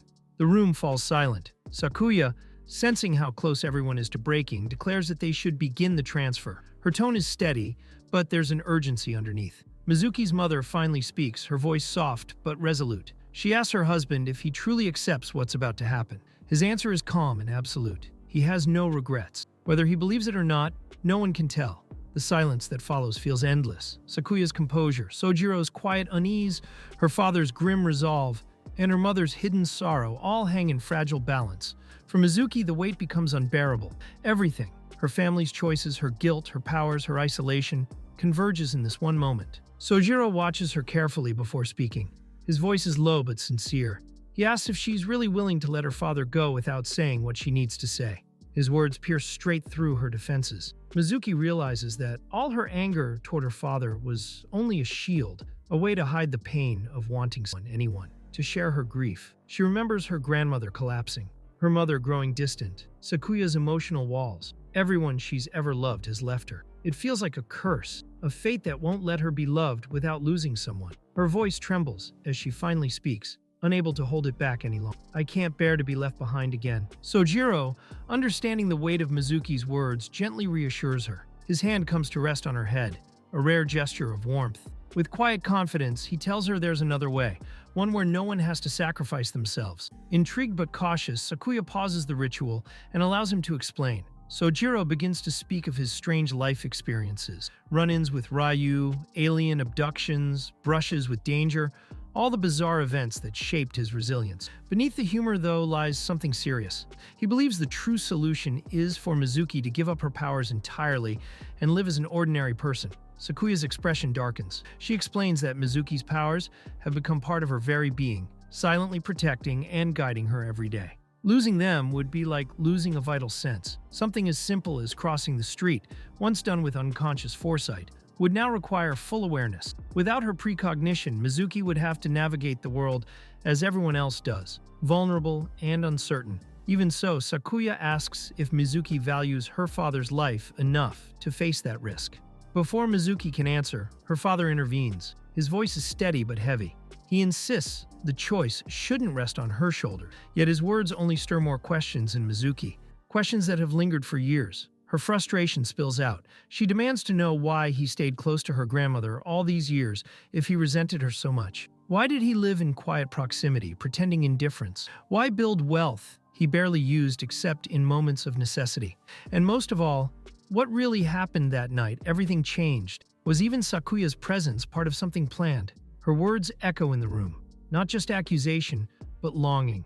A deep need for truth. For the first time, Mizuki realizes that understanding her family, their secrets, resentments, and love might be the only way to finally heal. She resolves that once her grandmother awakens, they must face everything together. No more silence or avoidance. Sakuya studies her with a mixture of caution and respect. She asks one last time if Mizuki is sure about giving up her powers, knowing the cost. Mizuki nods with new clarity. Her powers have brought her nothing but pain, distance, fear, and isolation. She's ready to move forward, not as a prophet bound by fate, but as a person willing to embrace life's uncertainties beside those she loves. As the ritual resumes, Mizuki braces herself. This isn't just the loss of power, it's the beginning of something new, a chance at connection, understanding, and maybe peace. A few days later at school, Mizuki notices Ren and Utah preparing for lunch. Utah has forgotten her bento, and the two debate where to eat. The conversation is ordinary, yet Mizuki feels a quiet distance, a reminder that she's still learning how to belong in a world she no longer sees before it happens. Then, to her surprise, Utah turns and invites her to join them. It's a small gesture, but it cuts through Mizuki's isolation. For once, she feels included. As they walk together, Mizuki asks what breaking out means. Utah explains casually that leaving school grounds during lunch is against the rules. Anyone caught gets a disciplinary card. Mizuki listens, realizing how much she still doesn't know about the normal rhythms of life she once observed from afar. From a distance, Sojiro watches her with quiet pride. Seeing Mizuki laugh, even a little, fills him with relief. She's learning to live without the crutch of foresight, to stumble and discover on her own. It's imperfect, but it's real. Later, the uncertainty returns. Her grandmother still hasn't woken up, and worry lingers like a shadow. But this time, Mizuki feels a strange peace. The loss of her powers doesn't leave a void. Instead, it feels like shedding a heavy burden, a return to something simpler, something human. Sojiro notices the change too. He holds a small box in his hand, something like a ring case, and wonders what the future holds for Mizuki now that she must face it without supernatural guidance. He doesn't know what comes next, but he feels responsible for staying beside her. That evening, as they talk about her grandmother's fortune-telling, Mizuki finds herself wondering why her grandmother, so mysterious and wise, devoted herself to predicting others' futures. Sojiro smiles and says maybe that's a question only her grandmother can answer once she wakes. The thought comforts Mizuki, even as it stirs new curiosity. Suddenly remembering that club activities were canceled, she decides to visit the hospital. Sojiro insists on accompanying her. When they arrive, they run into Mo, who looks unusually disheveled. Concerned, Mizuki asks if she's all right. Mo sighs, explaining that her time with Sakuya was intense, that Sakuya showed her a world she could barely comprehend. Even now, she's struggling to process it all. But what truly catches Mizuki's attention is Mo's mention of her grandmother. Mo says she's slowly getting used to the strangeness around Sakuya, but her presence still makes her dizzy, even nauseous. Mizuki's pulse quickens. Fear grips her. Without thinking, she rushes toward her grandmother's room, terrified she's already too late, forgetting in her panic that she no longer has the power to see what waits ahead. Her steps falter. The path that once felt certain now feels impossibly fragile. As Mizuki stumbles, the realization hits her like a wave. She has truly lost it. The one thing that once guided her every step, the one thing that made her feel safe and certain, is gone. She no longer holds control over the future. Fear grips her chest, cold and sudden. But then Sojiro is there. His hands catch her before she falls, steady and reassuring. His voice is calm, grounding her as he tells her to slow down, to breathe. There's no need to hurry, he says gently. Mizuki's breath evens out. Though her heart still races, she steadies herself. She knows now she can't move through life the way she used to, guided by unseen certainty. The world ahead is unpredictable, and that terrifies her. But it's also real. Finally, after what feels like an eternity of doubt and fear, Mizuki opens the door to her grandmother's room. The sight before her steals her breath. Her grandmother is awake. For a moment, Mizuki can't move. Her chest tightens as her grandmother's eyes, warm and clear, meet hers. In that gaze, everything Mizuki has feared, hoped for, and carried in silence surges to the surface. "Mizuki," her grandmother whispers, her voice soft yet strong. That familiar sound breaks through every wall Mizuki has built. She rushes forward without thinking, collapsing into her grandmother's arms as tears spill down her cheeks. The world feels both overwhelming and comforting all at once. Her grandmother holds her close, and for the first time in so long, Mizuki feels it, a sense of belonging, of home. Trembling, she calls out her grandmother's name again, her voice cracking between sobs. She doesn't care about the tears, the fear, or the uncertainty, because right now, in this single fleeting moment, nothing else matters.